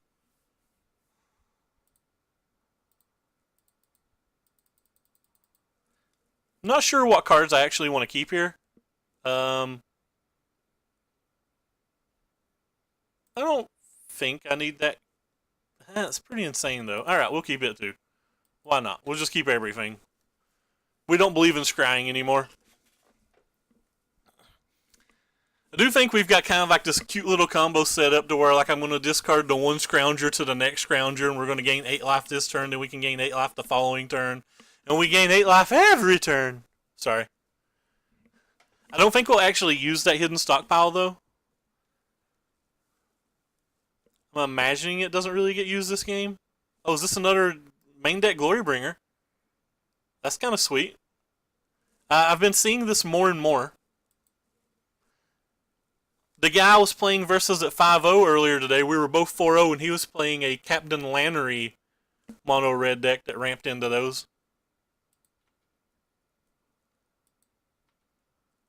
Which was what I refer to as neat.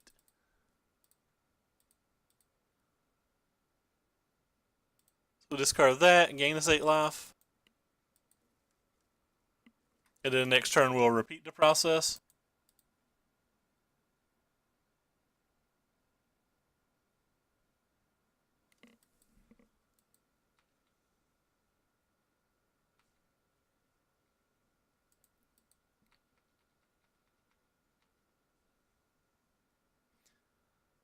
Little dude flips, which is kind of cool. We have Sacred Cats, we have Anointer Priest, we have Sunscourger Champion, we have Legion's Landing, and we have Regal Caracol. So go ahead and sack one of these.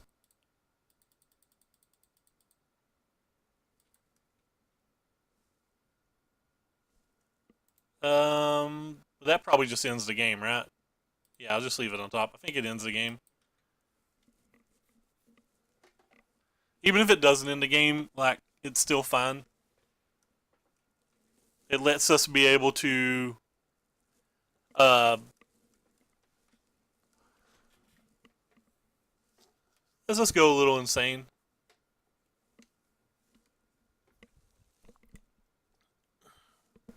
So we get to gain 8 more life with the Sunscourger Champion if we want, which is pretty sick.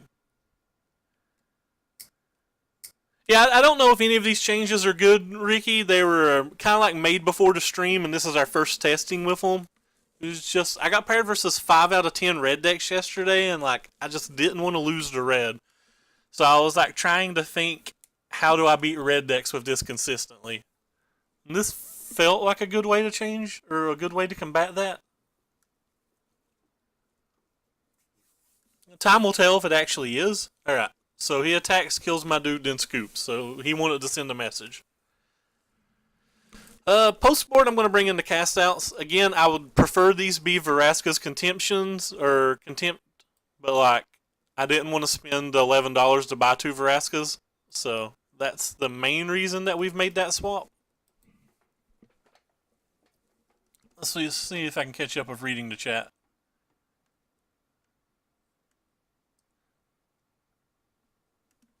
In fairness, I was I've only lost to the mono red deck once myself in the 5 matches, but like uh, every game was close, and I felt like I was running hot. Like they didn't feel. It never felt like I was supposed to be winning those games. Um, I don't know whether I want fumigates or not. They can go kind of wide, but like I feel like we have enough things to trade with them that we don't have to try to go as wide as them. Um, I'm leaning towards sideboarding out the Dire Fleet Hoarders. 2 of them for the cast outs. I've not. I've only sideboarded it in once and I didn't draw it. Yeah, that's something I was saying before round 1. I wasn't sure whether I wanted the pillages or I wasn't sure if I wanted the Dream Stealers. But I was going to test the Dream Stealer build because, like, I'm bringing the Dream Stealers in versus the blue. I was bringing in the Dream Stealers versus the blue control decks, like the Scarab Gods and stuff like that. And, like, they really can't counter them when you're bringing them back, and you get 2 of them with an Anointed Procession. But I actually think it should probably just be Pillage.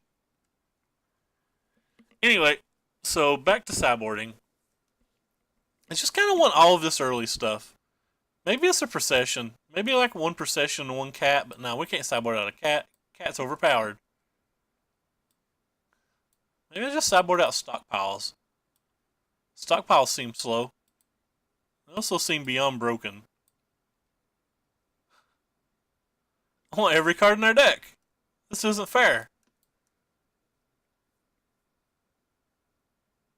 I don't want to sideboard that out. Huh. We cut a land. I'm going to cut 1 land on the draw.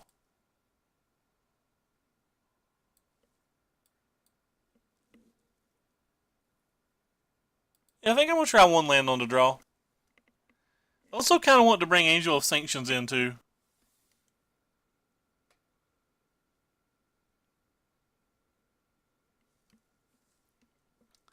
I gave Corey my last 3 extra the other day. You're welcome, Corey. I miss Urza Saga. This hand's reasonable but slow.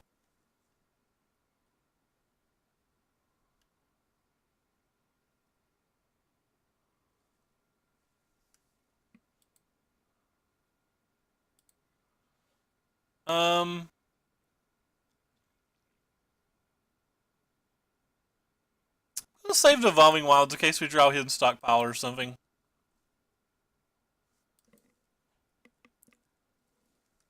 Yeah, draw engines, could be something that's important. Let's see. Let me scroll up and grab you the list. A guy posted, where's it at? There it is. Posted an Esper list to try that had the card draw in it.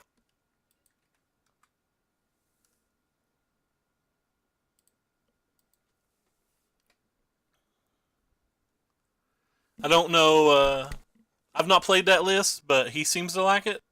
And it's got some card draw.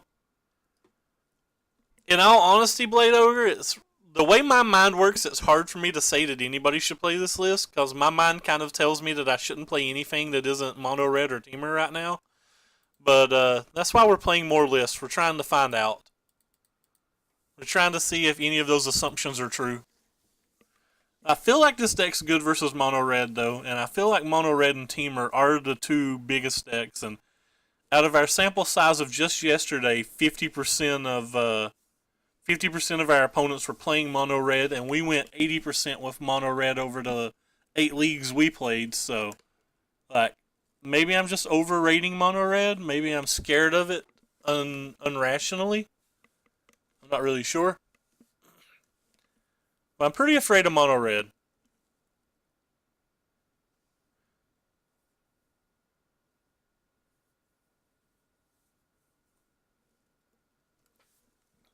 That was the main reason that we're trying this deck, Matt. That, like, I am unreasonably afraid of Mono Red. Or maybe reasonably, for that matter. Like, it may not be unreasonable to be that afraid of it.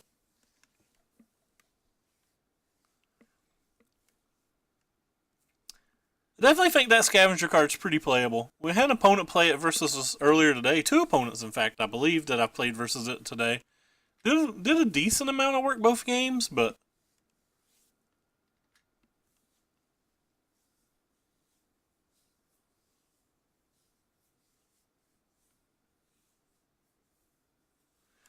yeah, I've had pretty good run versus the teamer decks with this too, but like none of my teamer opponents have had Sweltering Sun, or if they have, they've definitely not drawn it.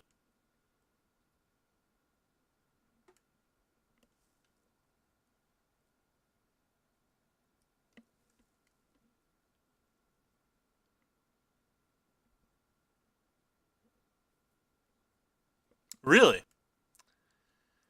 The only card I pre-ordered was Rowdy Crew, and I think I was pretty wrong to pre-order it, but DeCandio got in my head. DeCandio tricked me. Nah, I'm just kidding. He didn't trick me. Like, the card's certainly not bad.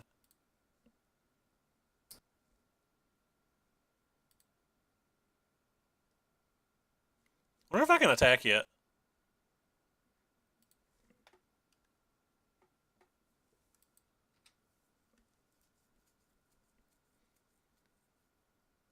Probably attack. Eh. That's fair. I try to avoid them as well, but our chat talks about them a pretty decent amount. Oh, is he just gonna do it with just the burn spells?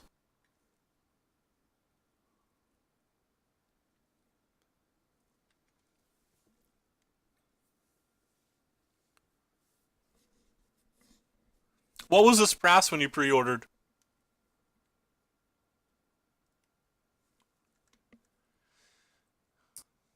So opponent missed a land drop.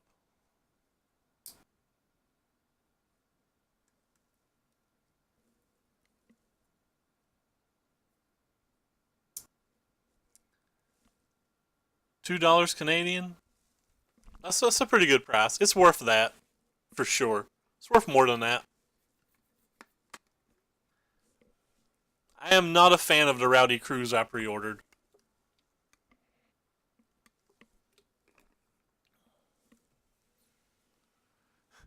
2 Ho Canadians. Fair, fair. So he's just trying to push some damage through here? It's kind of an interesting attack. I can't imagine why you would make this attack. You just give me 4 life and let me trade a Sun Scorcher, which is what I'm wanting to do anyway. Like, I'm actively wanting to kill one of these, so like, I don't know why you would attack here.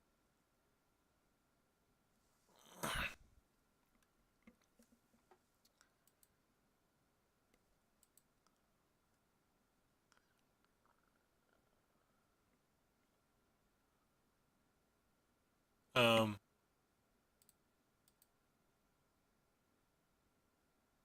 it's kind of an odd attack. I've saw some of these play the build to smash or whatever, and if they kill this, I'm fine with it. Alright, so you just wanted to get that bigger?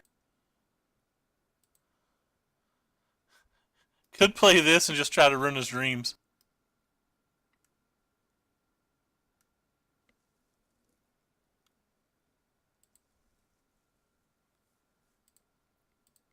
Sure.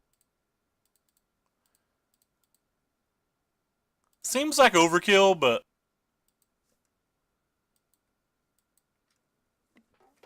and it's a play mistake. I should have definitely played one of my deserts last turn so that I could have kept the desert up.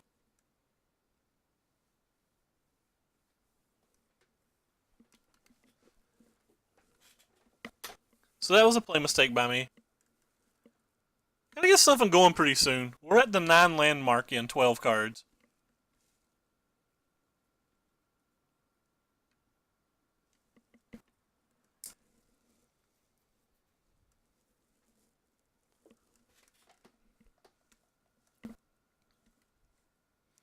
It's another rigging runner. Just trying to keep his hand low for something.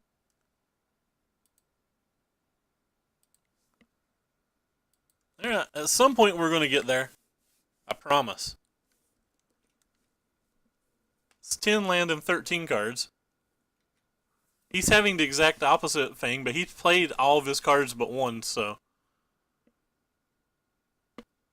Like, his mana issues really isn't causing him that much of an issue. Though a Hazoret would be very good for him.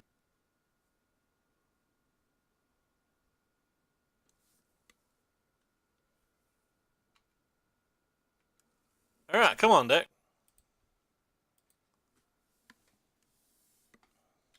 There's only 23 lands in the deck right now. We've drawn 11 of them.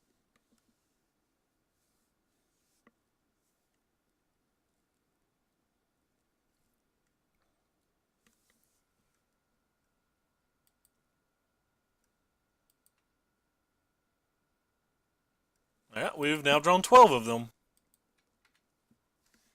Fumigate is not in the deck.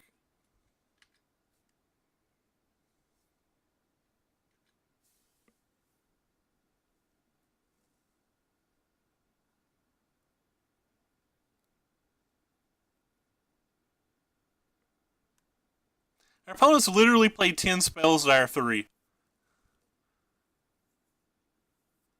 There's the one that says we can't gain life, right? Yeah, that's the one that says we can't gain life, and it has Menace. And there's another land for us.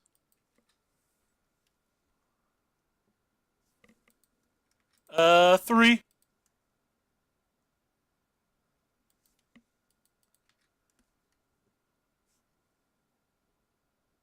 So I'm pretty sure we're just dead now, whenever he decides to kill us.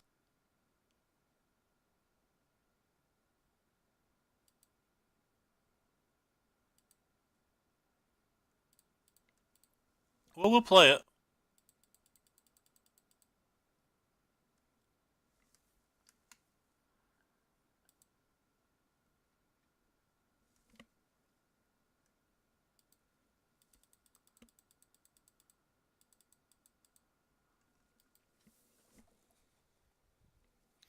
Yeah, but like the Evolving Wilds are good with the hidden stockpile, so there's an actual reason not to use them, at least early in the game.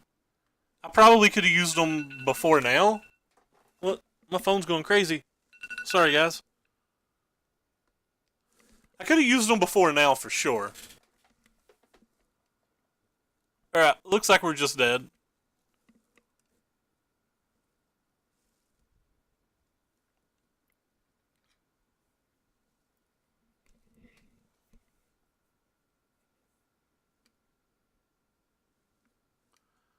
We're pretty dead here.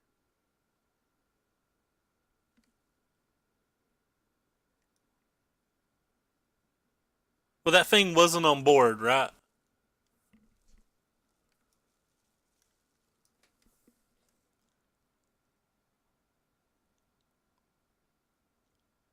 So we have to just be dead. I haven't done the math, but I'm pretty sure we're just dead. So we have 2 blockers. We blocked the biggest 2. Yeah, we don't really have an out here. I guess...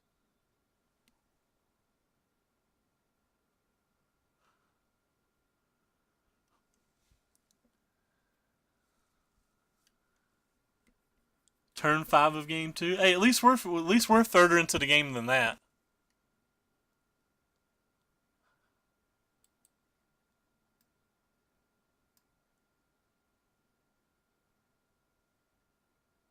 Still don't think I want to bring in Fumigates. I think just casting Fumigate versus him and then him having like a Hazoret's pretty good. And I think if we have our board state doing our board state things, like, we're pretty good.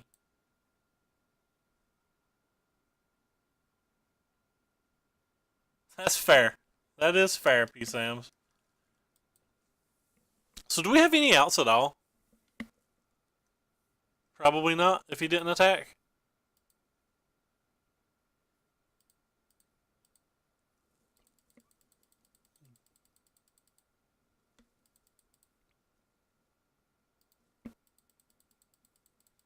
Can't imagine how we're dead. We're just dead.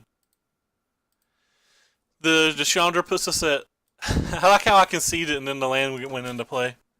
The Chandra puts us at 1, and he has more than enough attackers to deal 1 to us if he ever decides to. He's got a Ramunap runes as well.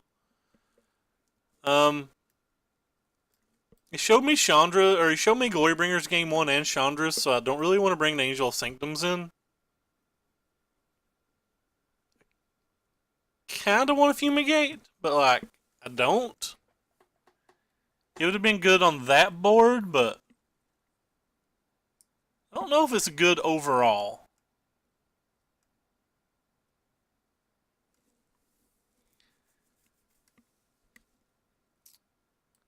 Would have been good on that board, right?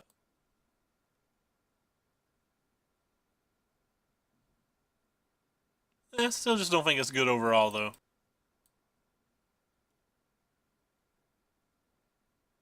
I'm just gonna run this 70 or this 60 back, I believe.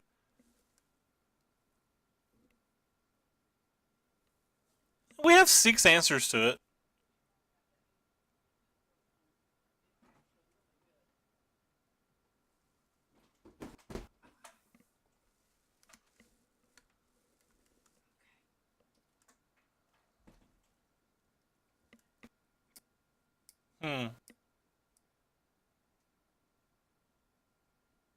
Yeah, I don't think I want to Fumigate. I'm just gonna run it back.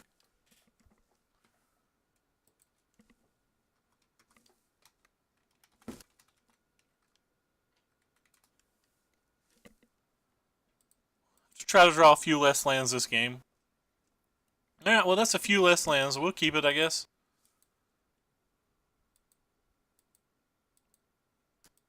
He mulliganed to 6. He mulliganed to 5. Well, if we run some lands off the top of our deck, this draw is pretty good.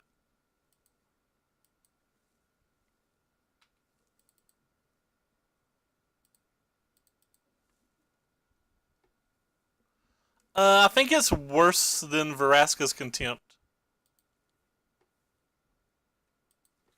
I think Veraska's Contempt is very good. I chose Cast Out to replace it because the Cast Out does roughly the same thing versus the Gods while also being able to hit a Planeswalker.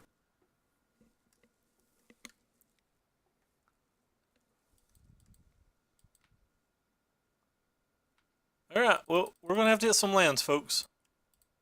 Our hand's very good if we do get the lands, though.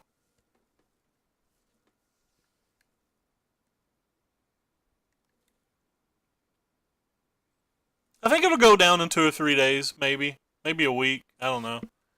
Veraska's Contempt's what I really wanted, though.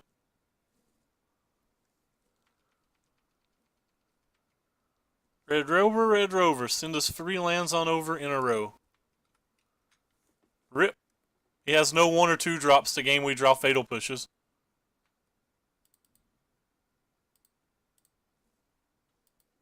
It's pretty unfortunate. It's the story of our life, folks.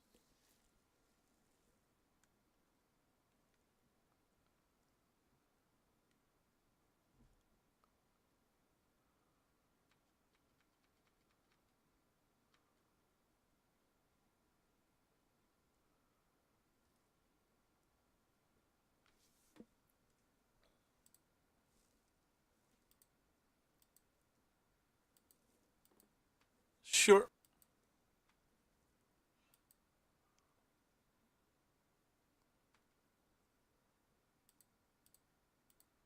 Go ahead and do this now.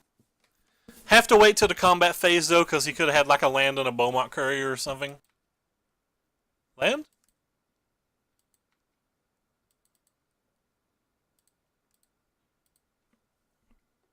Alright, land. This is exactly not how game 1 went.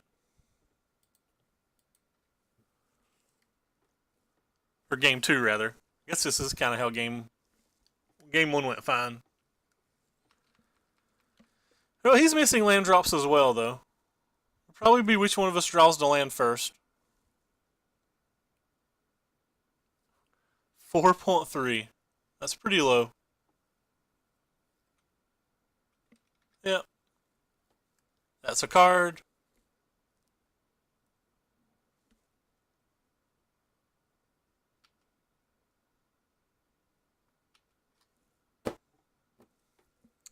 Just sit here and get frustrated that we don't have lands.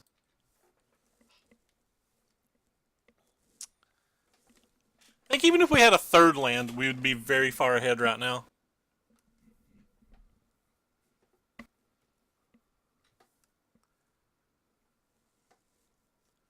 Could have played the stockpile, I guess, but probably should have played the stockpile.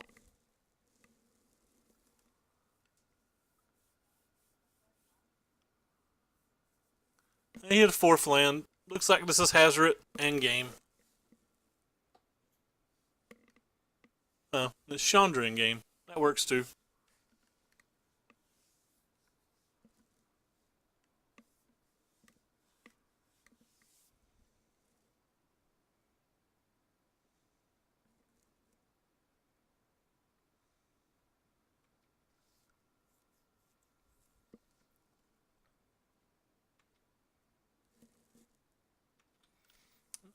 It literally doesn't matter what we play if we don't ever draw a land.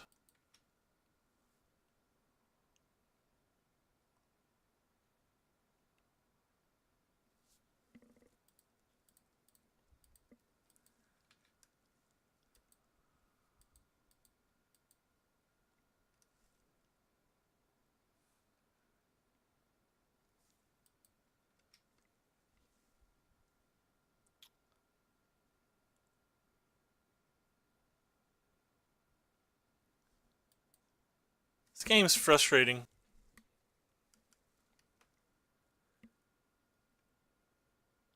But it happens. It's not the end of the world.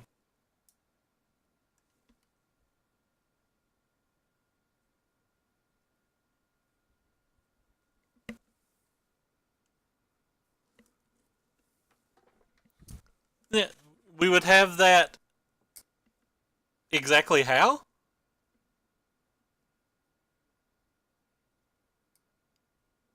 Like, if I only have one creature left up, the odds of him killing that creature are just so high, right? Like, he could have just used that Chandra and ticked down on the Sacred Foundry, and then the stockpile doesn't do anything. We're still having to tap 2 mana. Like, we still don't get the Fatal Push the next turn. Oh. Well, we're just dead.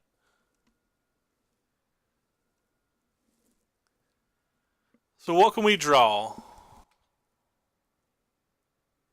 Literal nothing? Maybe a basic plains?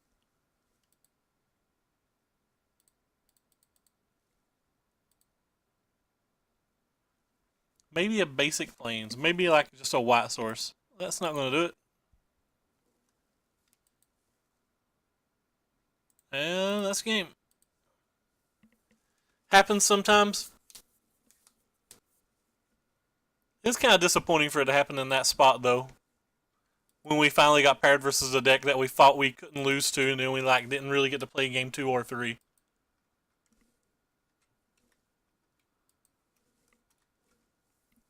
But it happens. It's not that big of a deal. Anyway, if you guys like what you're seeing, make sure to hit the follow, and to follow the Twitter link down below, and the YouTube link down below.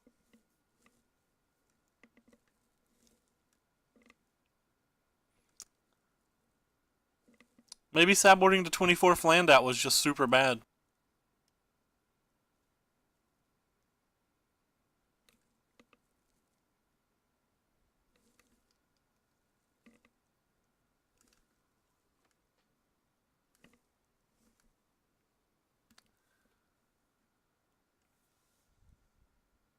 Whee!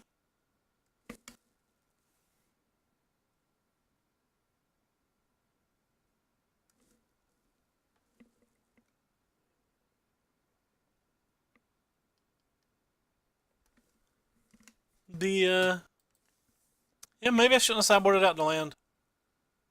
Wonder what I am supposed to sideboard out there. I feel like the Fleet Hoarders are kind of important to just block. But maybe the Fleet Hoarders aren't good enough where they're just X1s and they don't gain life. I'm just getting ready to look something up, and for the life of me, I've already forgot what it is. Oh, I know what it was now. Yeah, I think next time I'm just going to sideboard out Fleet Hoarders.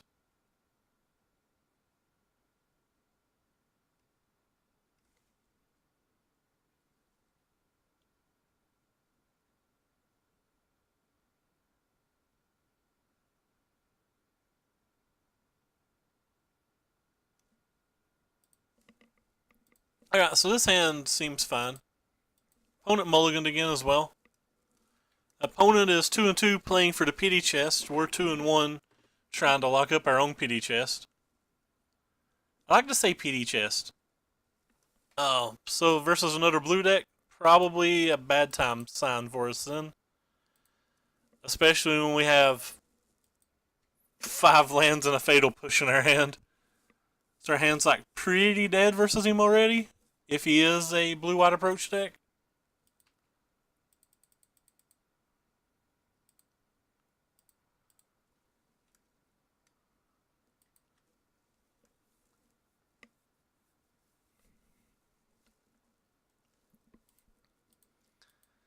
If he's the one that had the 9 rafts in it from earlier, from the 5-0 yesterday, if he's like playing that type of build, we just have stone 0 chance.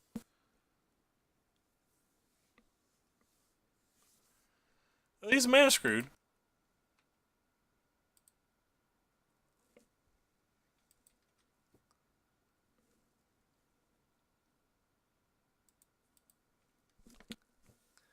He didn't cycle a sensor or anything either, so there's a good chance the Anointed resolves then.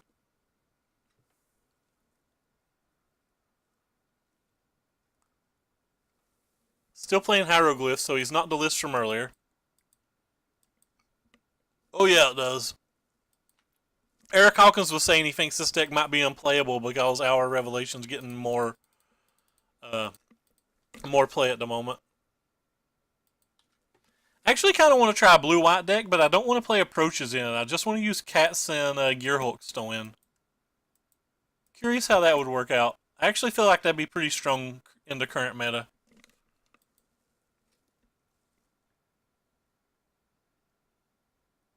He had a 2 lands out of his last 3 draw steps, and he's back online.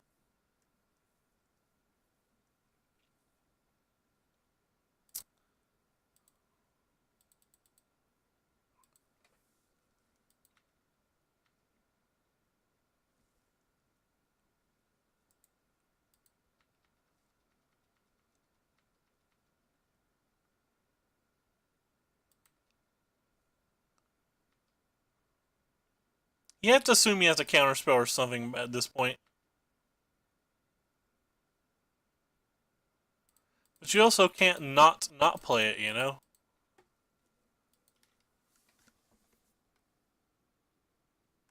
Could have played it pre-combat, but I was kind of trying to bait him out using like some kind of removal spell, like an Effort Meltdown or whatever, to increase my odds of resolving it, and I didn't think 1 point of life mattered at all. Like if he thought we didn't have a play, there's a chance that he uses a Meltdown or something.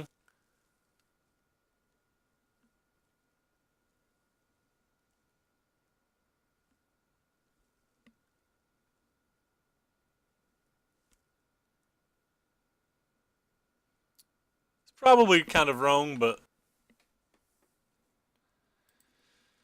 Celebi. I don't feel like we were doing well this game to begin with, but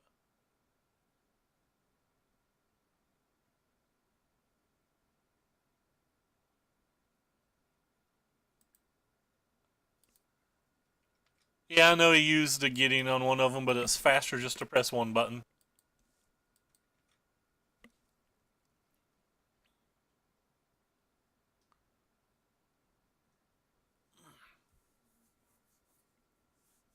Alright, so he scooped. I don't know why he scooped. Why would you ever concede in this spot?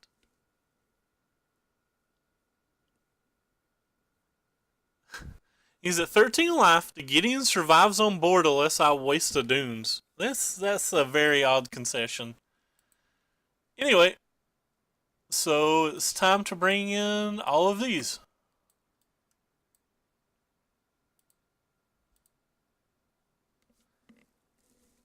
That's just a very, very odd concession. I'm assuming he's on the cats, so we're just going to take these out. We're actually going to bring in a couple cast outs to combat the cats. Because we don't want to just scoop to him playing a cat. Though him playing a cat's very good for us in general. Or very good for him in general. And I believe these are some of the worst cards in the deck. Our life total doesn't really matter a whole lot either. I wonder if we can just cut all of these. Bring in these two.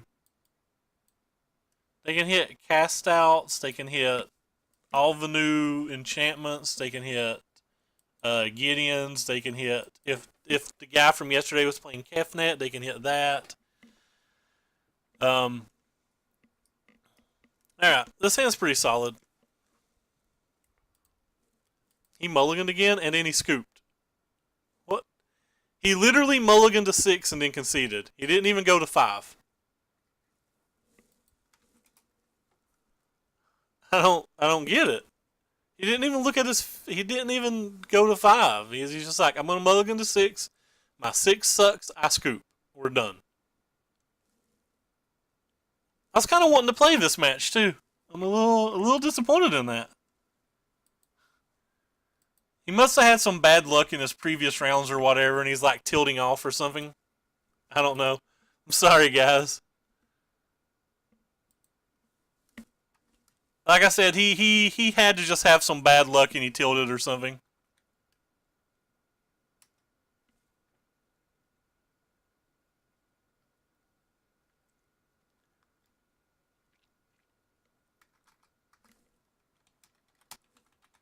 I didn't sideboard out half my tokens. I sideboarded out like priests and scroungers. Like the anointed procession still work with the caracals, the hoarders, the stockpiles, the legion's landings, and the sacred cat, and the flip of the legion landing. And then we sideboarded in a couple of dream stealers, which the embalm is a token. So like we only really sideboarded out these 8 bad like token fingers in this match, and then like we brought in 2. So we went down on 6, but I think there's still plenty enough to bring in. We brought in these 2 as well, so like we took out 8 and brought in 4. But you could be right. Maybe we could shave 1 or 2 processions, just and keep a couple of champions. I mean, we did have a pretty strong hand. We had a Duress and a Dream Stealer and a Hidden Stockpile. Thanks, Darth Plunder, and thanks for stopping by. Alright, so we're on to play in round 5. And hopefully we get a reasonable hand. It's a reasonable hand. We'll keep it. We're going to have to get some more lands, but I believe the hand in general is good. I'm going to start with the Legion as opposed to the Sacred Cat for... there's been some Dures's main deck that I played versus, but the Sacred Cat's probably better because the Sacred Cat can block Beaumont Courier better. Wait, did we just get paired versus the same opponent? This is the same opponent.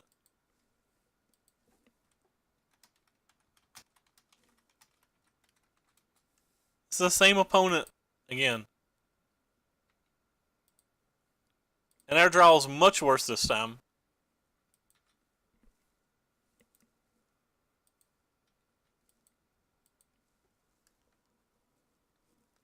So this is the guy that kind of like got salty last game, and he just like immediately re-queued, which I find odd.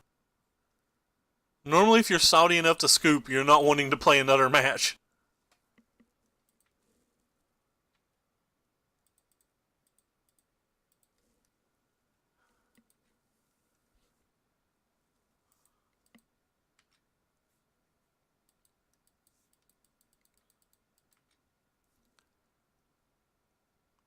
Well, we'll have to see what's going on here.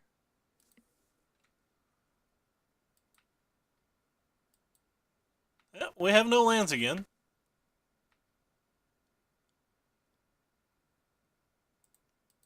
Legion Landing's going to flip though and let us at least cast as the champion, but he probably has a Fumigate. He didn't scoop this game, so I'm assuming he has a Fumigate.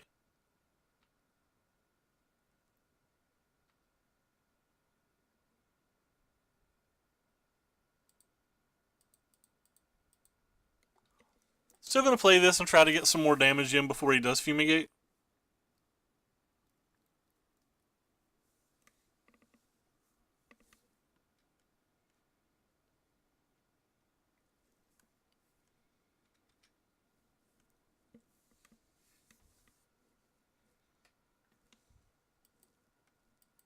And we don't mind if that goes to the graveyard.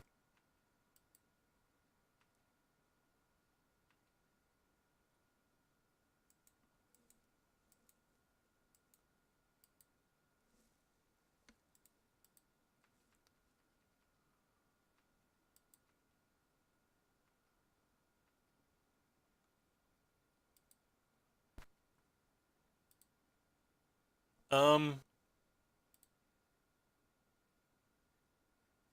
I guess we'll let him counterspell this.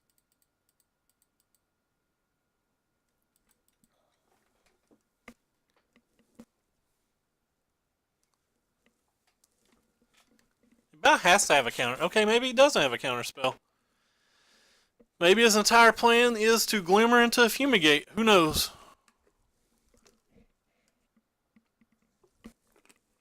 Could be an Hour Revelations in his main deck too.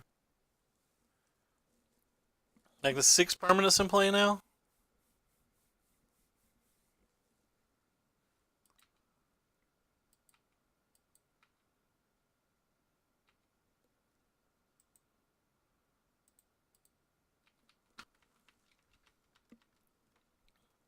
Alright, don't really know what he's doing, but settle the wreckage. Sure. So we want a bunch of black. And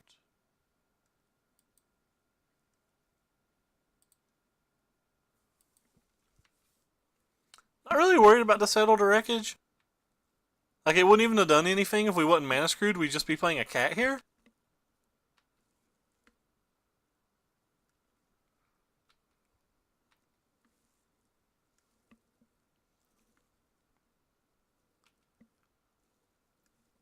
We're certainly in some issues now, but I mean, how many turns did we miss a land drop to even be in these issues, right?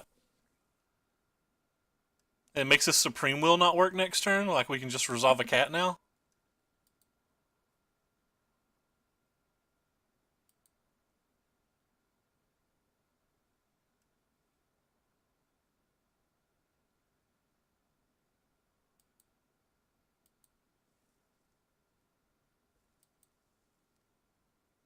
Well, that's not proof that the card isn't good.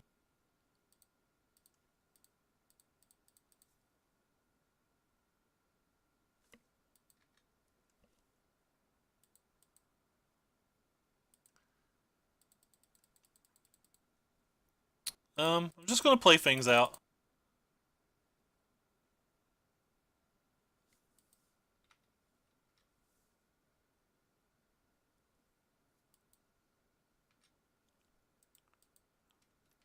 Fumigate would be very good for him now.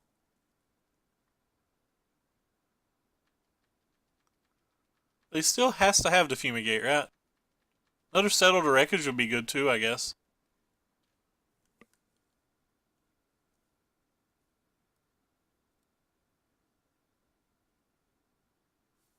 So yeah, it has to be a Fumigate there, because we're lethal through we're lethal through him just casting the one thing.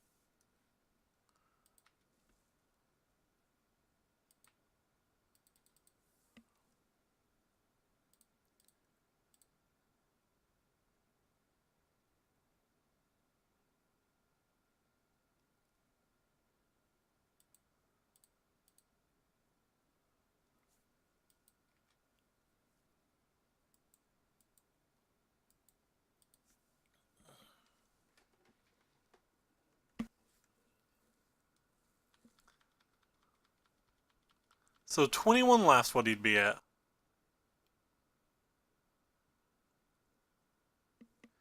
Think we only deal 19?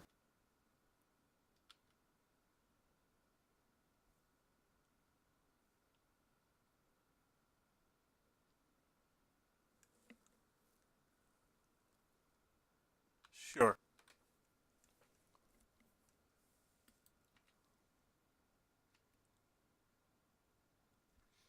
Because if you don't draw it early in the game, like say you have a draw where you draw it on like turn 4 or 5, it's just kind of weak on those in those games.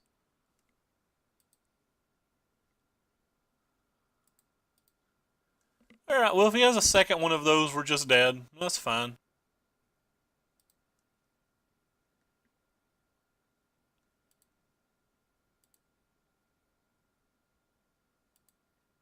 Um,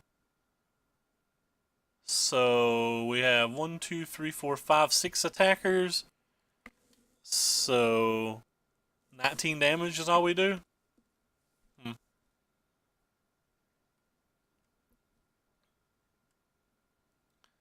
It's probably not worth it to go for it then.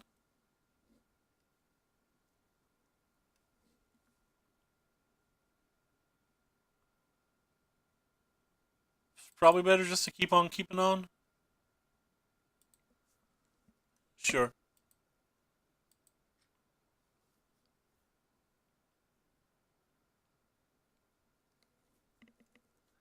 Well, hopefully he doesn't have a third Wrath and or a second approach. But it's pretty easy for him to have a third Wrath or a second approach here.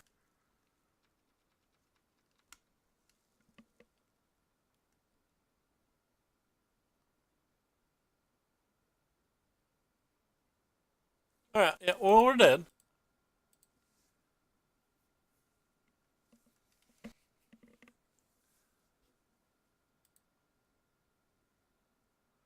Alright, so I want to bring in all of our discard other than the dispossess. I don't want to dispossess, so you get back out of there. I think we want to cast out stuff. I think we want some sanctums, even though I don't think in general that they're that good. I definitely don't want the anointers. Don't want the fatal pushes either. But this time I think I'm going to shave one of these and two of these. To just give us a little more density on threats that we can cast. Give it this type of try.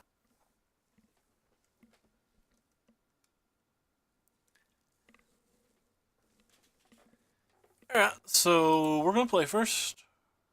What do we got? We have no black mana again. I still think it's a keep though.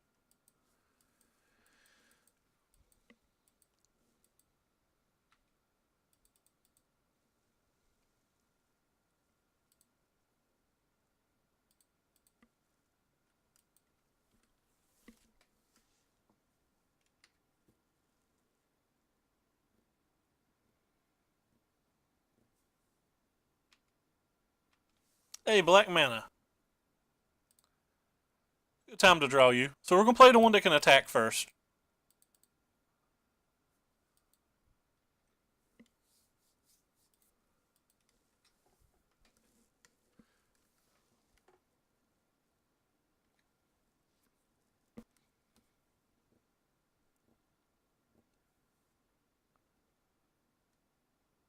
Search for Azcanta. That card's great.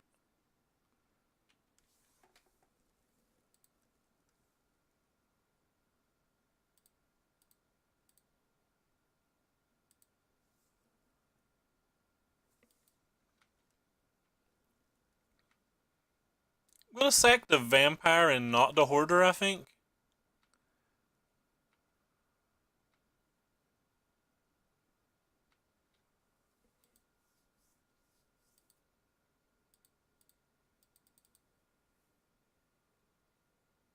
I definitely don't want that land.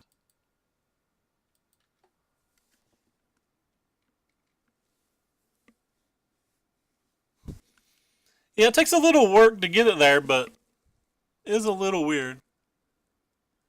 So he put an approach in his graveyard already. Which means he's either A, mana screwed, or B, that's not in his game plan.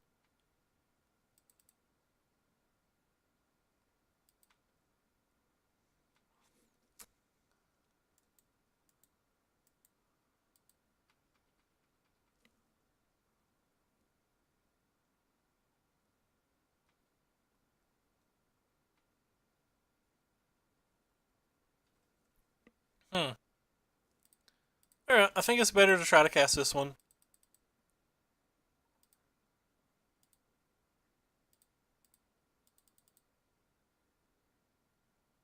Do I want another cast out? Probably not. Probably barely want the first one, right? We're just looking for discard spells.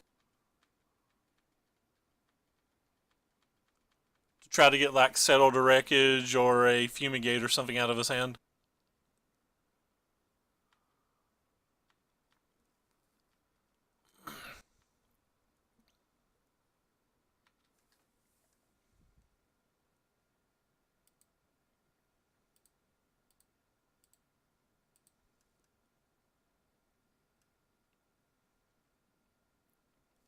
There is shuffle effects in my deck, so I'm not that worried about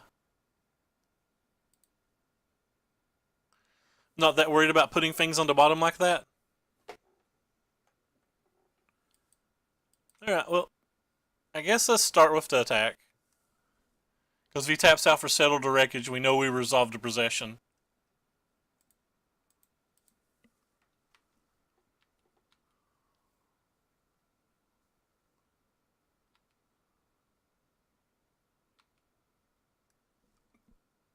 That's a little unfortunate. I was kind of hoping he counterspelled it.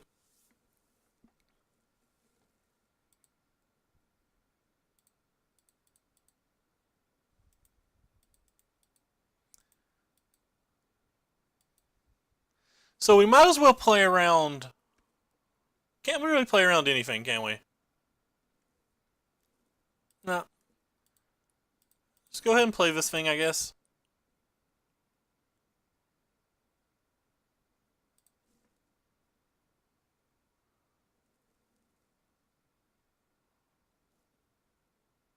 Um.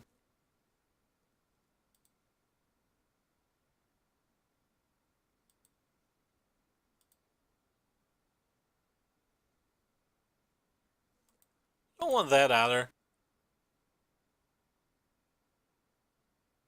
Guess I'm gonna play this in case he has Fumigate. Stops me from gaining 1 life, and we get another scry. I don't know if that's worth it. Getting scries seem kind of important at the moment. It's gonna be a hard game to win, though. We didn't really draw any of our discard spells. We sideboarded in, or we brought in 7 from the board. So if a couple of scries, we were kind of hoping to find one.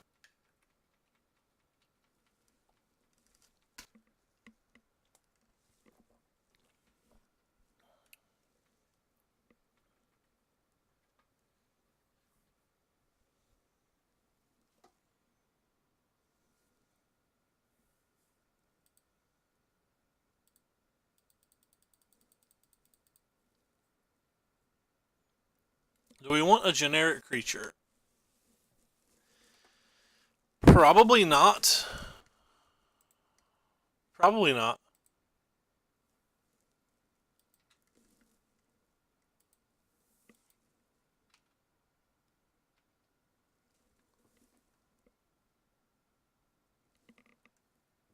Yeah, I'm a pretty big fan of it.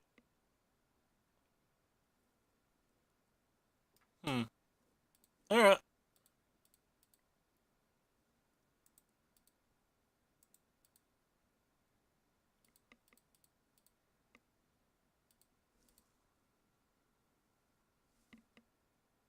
Apparently I have to tap the white mana. My bad.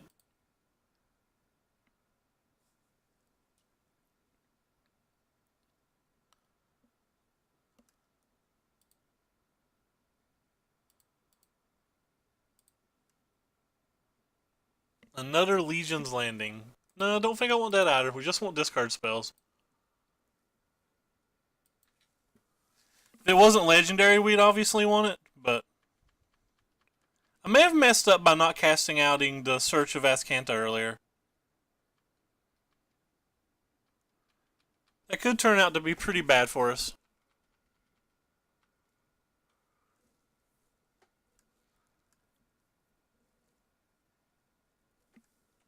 Well, it's not a Wrath at least. Hmm.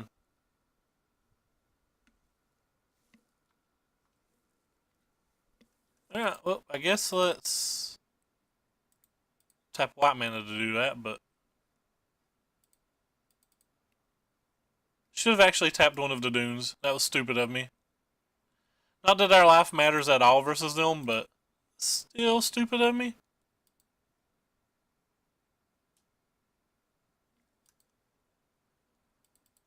Alright, deck. You're gonna have to give us something at some point.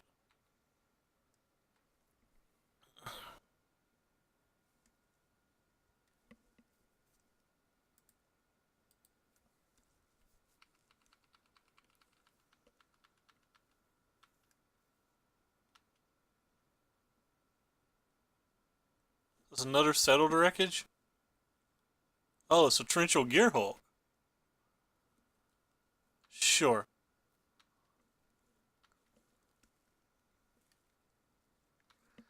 So he's playing a certainly different build of the deck.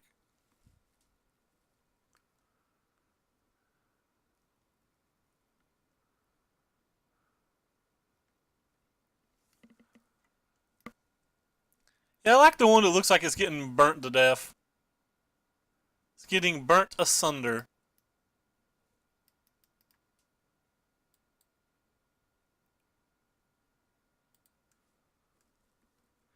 So we're in really bad shape.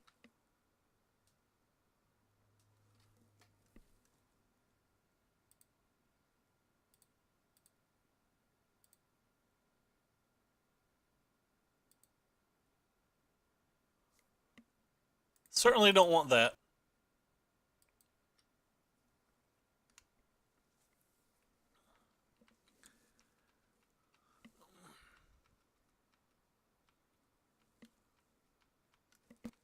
As many cards as we've drawn and scryed, you would imagine that we would have hit uh, one of the pay spells.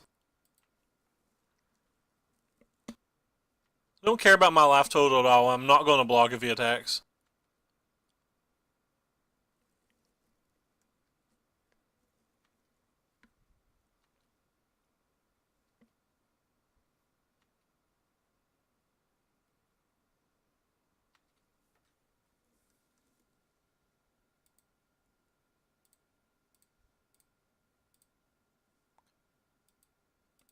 Shouldn't have lost that point of damage, but like I said, I tapped my mana poorly last turn.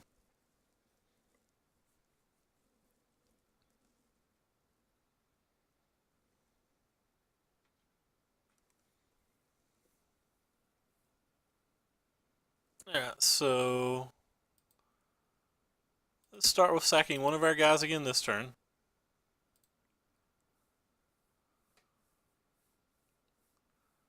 Angel of Sanctums, what do you do?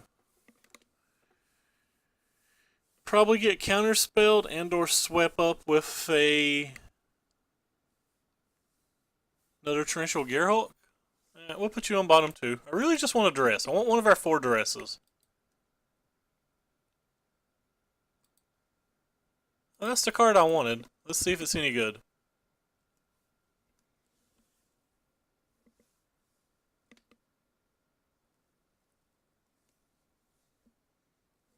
That is the card that we wanted.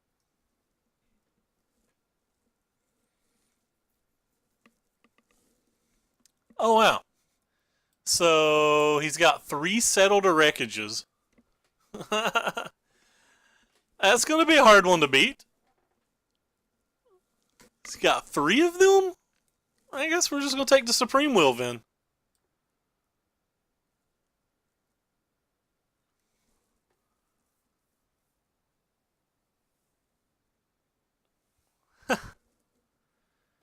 Well, well, well.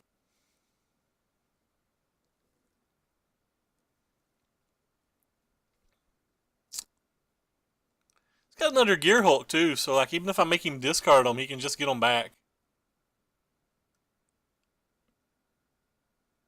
I hear that's pretty strong.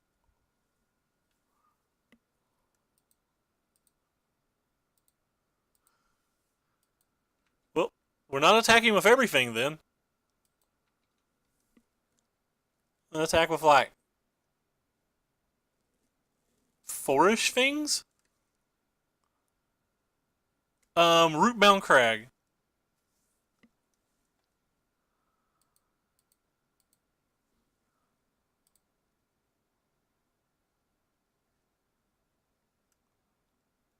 I'm gonna attack with 5 things. I'm trying to make him play the Settled Wreckage.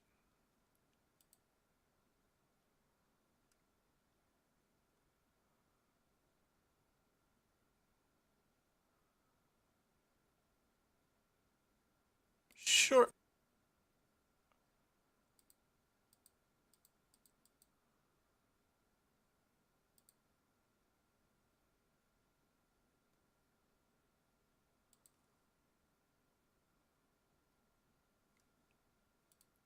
Go ahead and use this thing as well.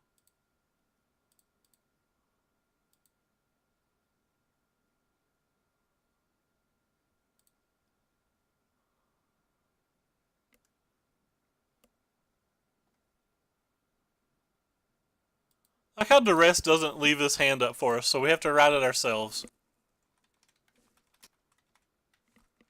So Wreckage, Gear Hulk, and Planes is this hand. It's kind of disappointing that his search for Azcanta is gonna flip now, and it's going to be a game changer. So he's got a Wreckage, and a Gear now. Alright. So he still has 3 Wreckages.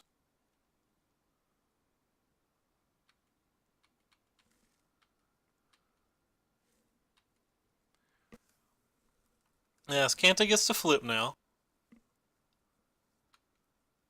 which causes even more issues. Not completely out of this, though.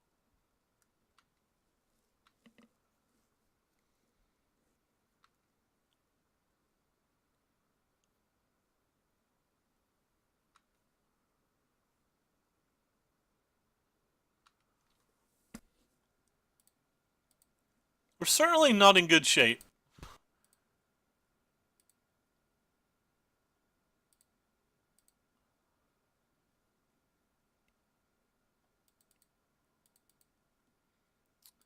We're not in good shape by any means.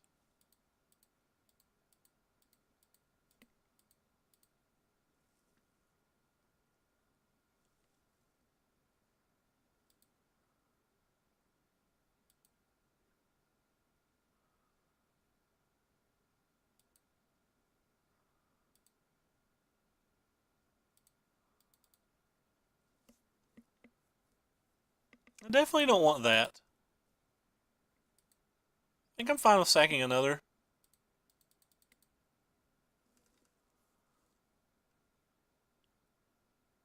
Don't want that either, do we? Alright, we'll sack one more.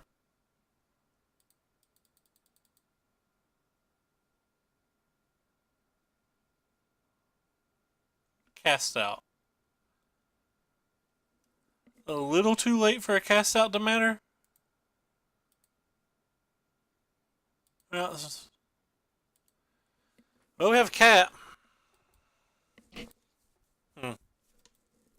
Alright, we'll just tackle them all, I guess.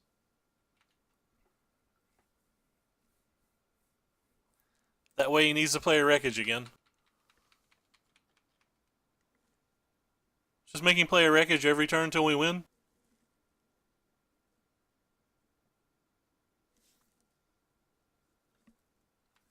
Sure.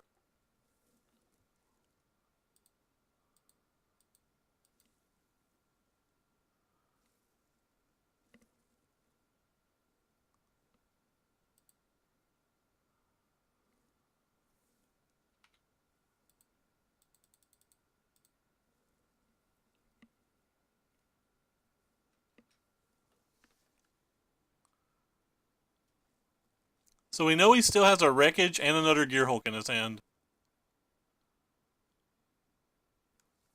And then he's going to have whatever he shows us here. Whatever turn that he takes the tap out for approach, he's just dead, though. Like he's beyond dead if he ever taps out for that approach. At least over the next several turns. Hopefully, at some point during those turns, we'll find a way to get our discard spell up. Yeah, he just can't cast it. He goes to 18. He's well more than dead from 18. Like, well more than dead.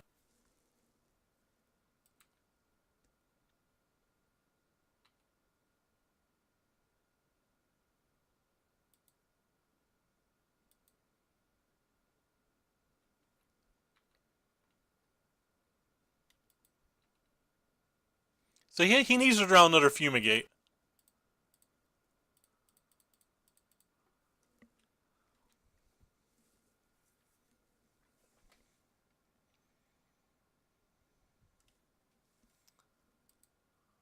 What? I pressed F6. Why are we still wasting time on his turn?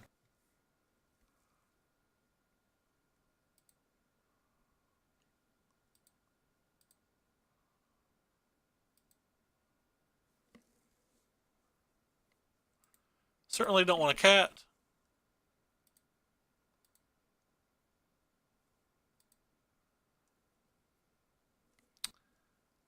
Would really like another pillage right now. Fortunately, we don't have that option.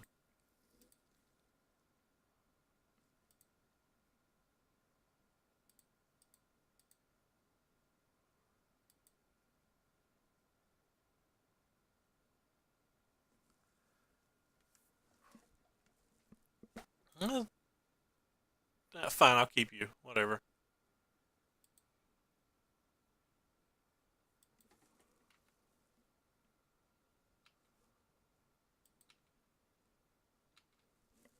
So, I'm not going to attack with everything this turn.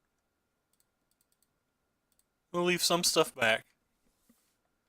We've only got paired versus it one time, and it was with a different build of the deck, and we did pretty well versus it.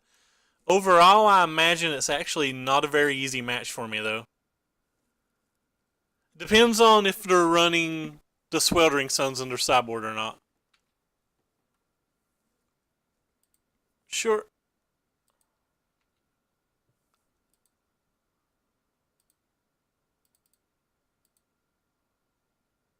I messed up. I was supposed to play this pre-combat. That was a play mistake by me.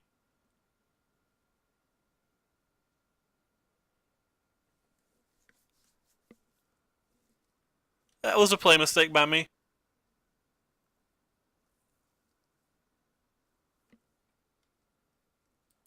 I don't think it affects anything, but it was still a mistake.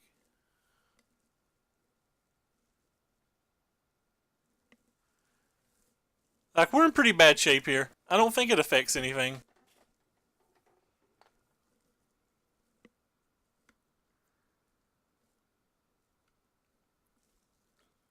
So he's got one gear hook in hand and we have no way to get it out. So that means he has at least one more settled wreckage. Glimmer's a good one.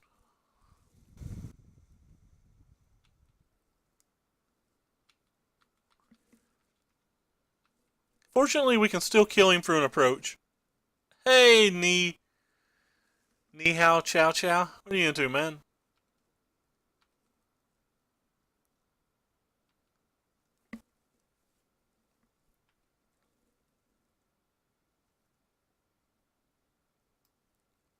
Did I already use it?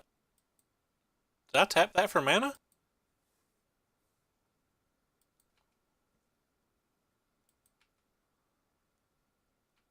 Whoops. That was a play mistake too. Starting to worry about the clock and I'm just playing very poorly because of it.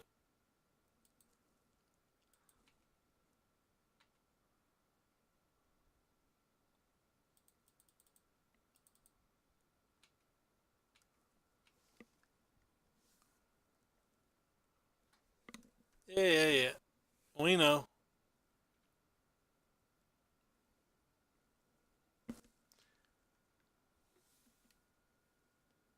It's been great. I've absolutely loved the card.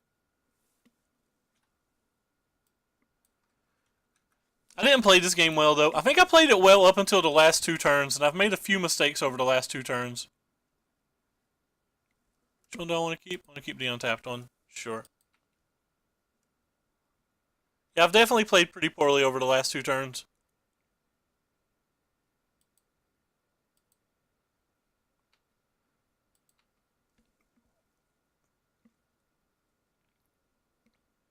In fact, I'd say I've played game puntingly poorly. I played this turn bad too, but like I don't. There's going to be a game 3 if I win this game, so I don't really have enough time to think out the lines anymore. But I think this would have been a hard game for us to lose.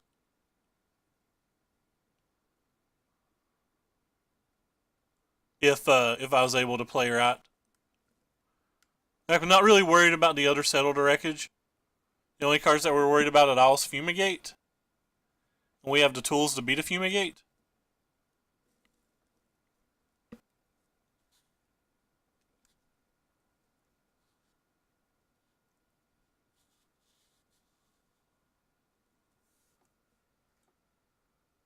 Well, there's the Fumigate. We do have the tools to beat it.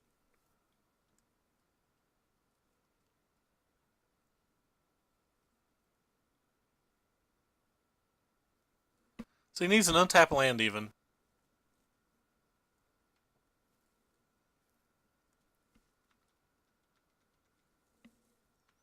And I don't think we're playing slowly, by the way. I think it's the Moto bug, or the Moto lag that's causing us the issues here. As you can just see, like, when we go through these steps,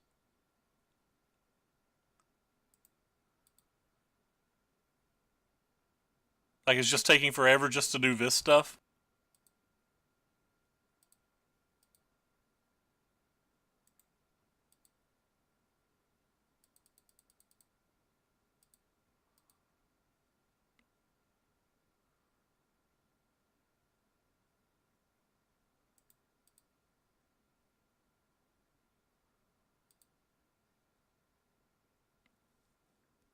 Oh, God. Why are you taking even more time, friend?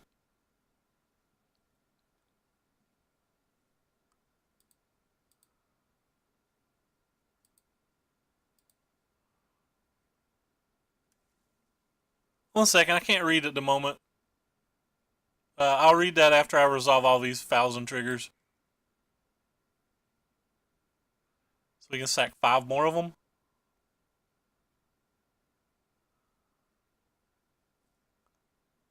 And still get an attack in.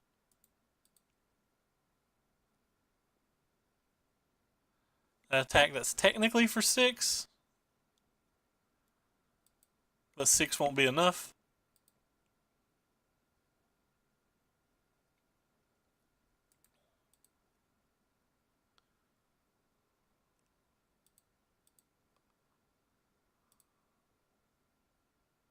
Won't be enough by a lot.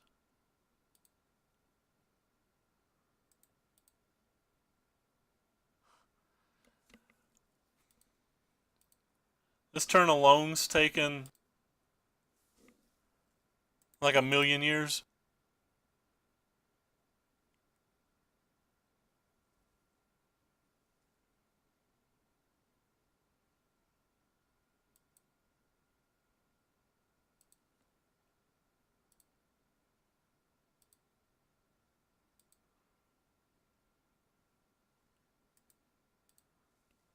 I can't scoop. It's game 2. We're just dead if we lose. We lost game 1. This is game 2 and we lost game 1. We can't scoop. Like, we literally can't scoop. It's just over if we scoop.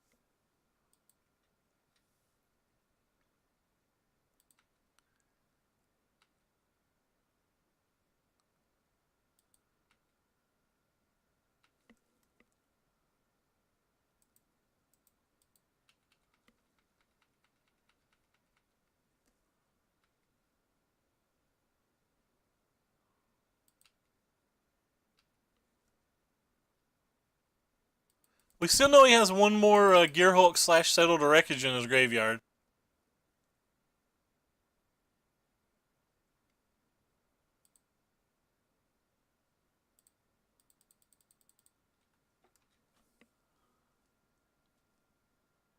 I guess we'll keep that. We may just discard it to the Sunscourger, but we'll probably keep it.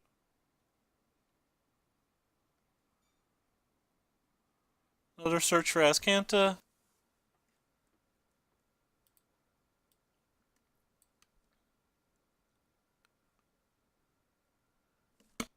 It's at 11 mana going to 12. That one's a cool sideboard card. I've been wanting to try this sideboard card.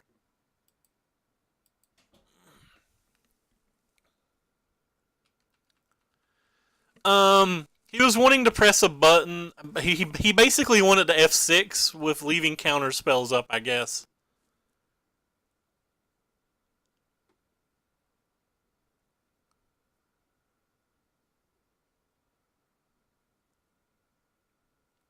So we need to force him to settle the wreckage.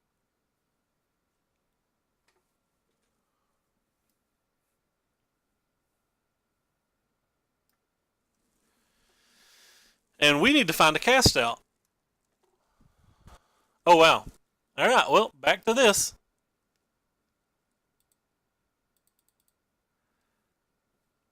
Well, we don't want to keep the Dream Stealer anymore.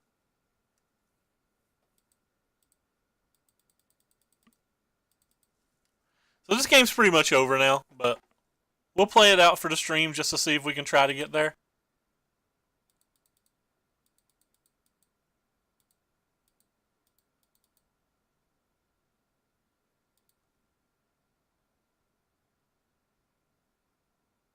Sure, we'll keep that one, I guess. It's kind of like a cast out.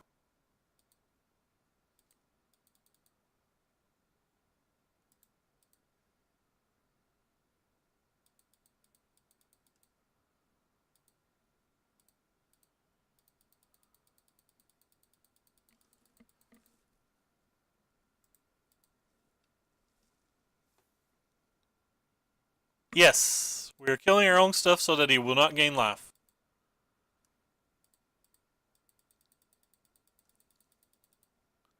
And at the same time, we're killing our clock.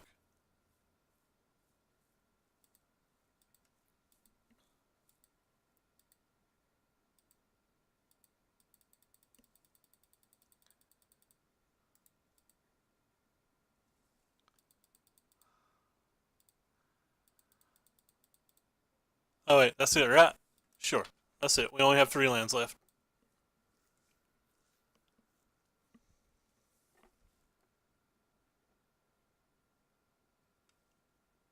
And we're probably dead now? I don't think he's got enough mana, does he? Yeah, he does. Looks like he has enough mana, so.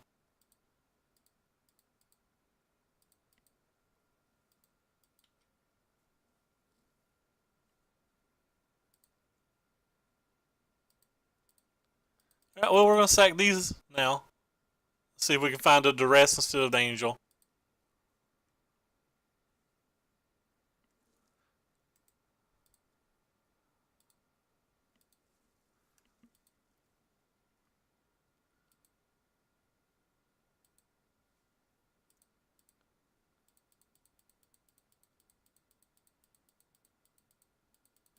Then you have to go over here and click the mana. It wants to know which one you're using of which color and all that.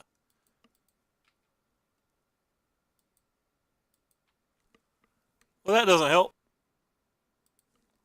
Better get this guy back out. I assume the game's just over.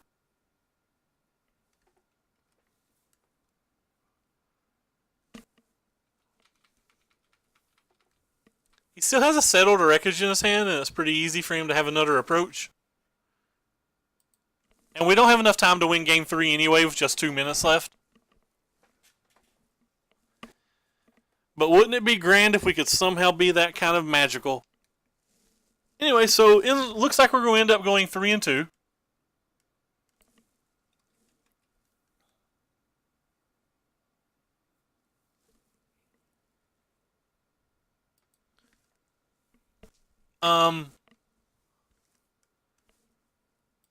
We lost a mono red, which was kind of, we didn't get to play game 2 or 3. We beat a God Pharaoh's Gift deck, a blue white approach deck, a black green deck, and we lost to another.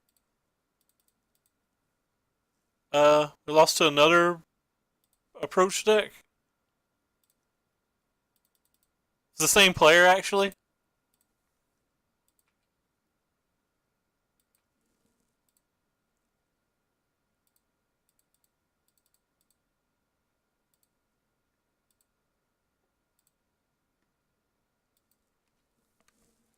So I have to attack with enough to present lethal.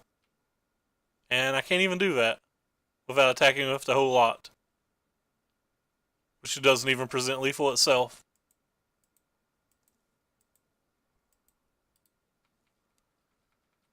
So any cycler whatsoever lets him win. He could also just like take this 20 and win. Like, he can Supreme Will and then use this during his next turn, so, like, he's got a guaranteed win if he didn't use that card. Like, he's going to win either way. But, this technically gives us more of a chance.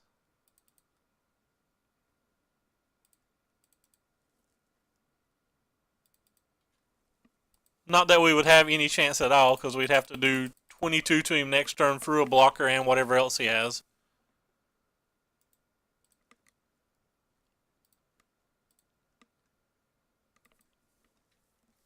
And then we'd have less than a minute to win the last game, but... Oh, we had a Supreme Will anyway? Alright, well, the game was over anyway. I think we ran exceptionally bad both of those games.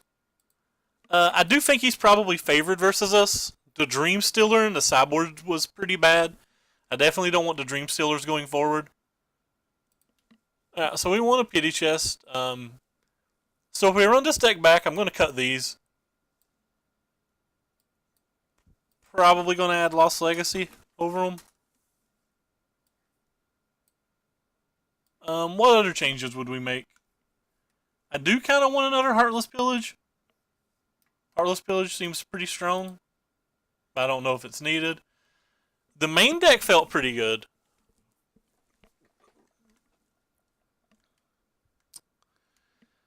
Can't think of anything else. Again, I would rather be playing Vraska's Contempt over the cast outs.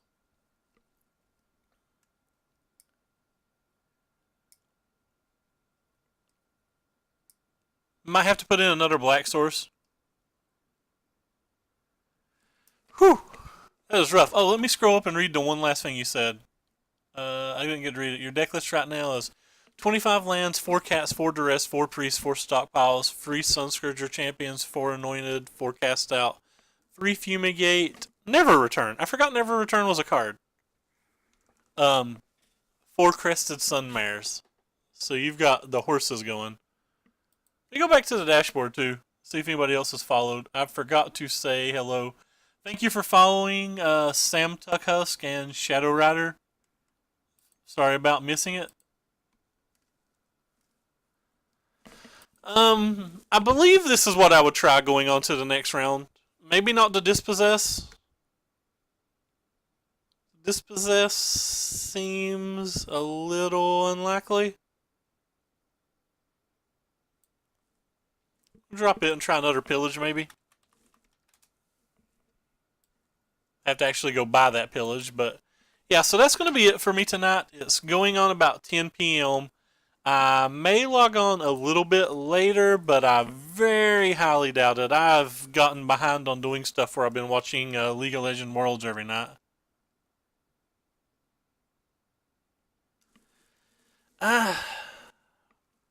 So we're going to see if there's anybody to host, and then we're going to hop off.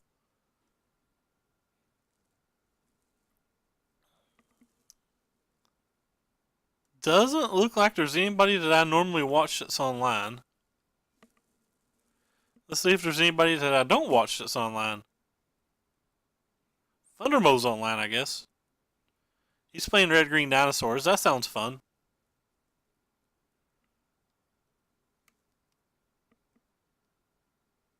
Yeah, I guess just a Thundermo. Thanks for stopping by, everybody. I've actually not been impressed with the duresses at all. Like, I've just not got paired versus mini decks that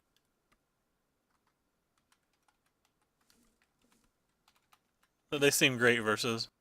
Is he playing standard? I don't see him. He's not on my list. There he is. What's he playing? He's playing sealed. I don't want to host somebody that's not playing standard. Anyway, thanks for stopping by, everybody. I appreciate it, and take care.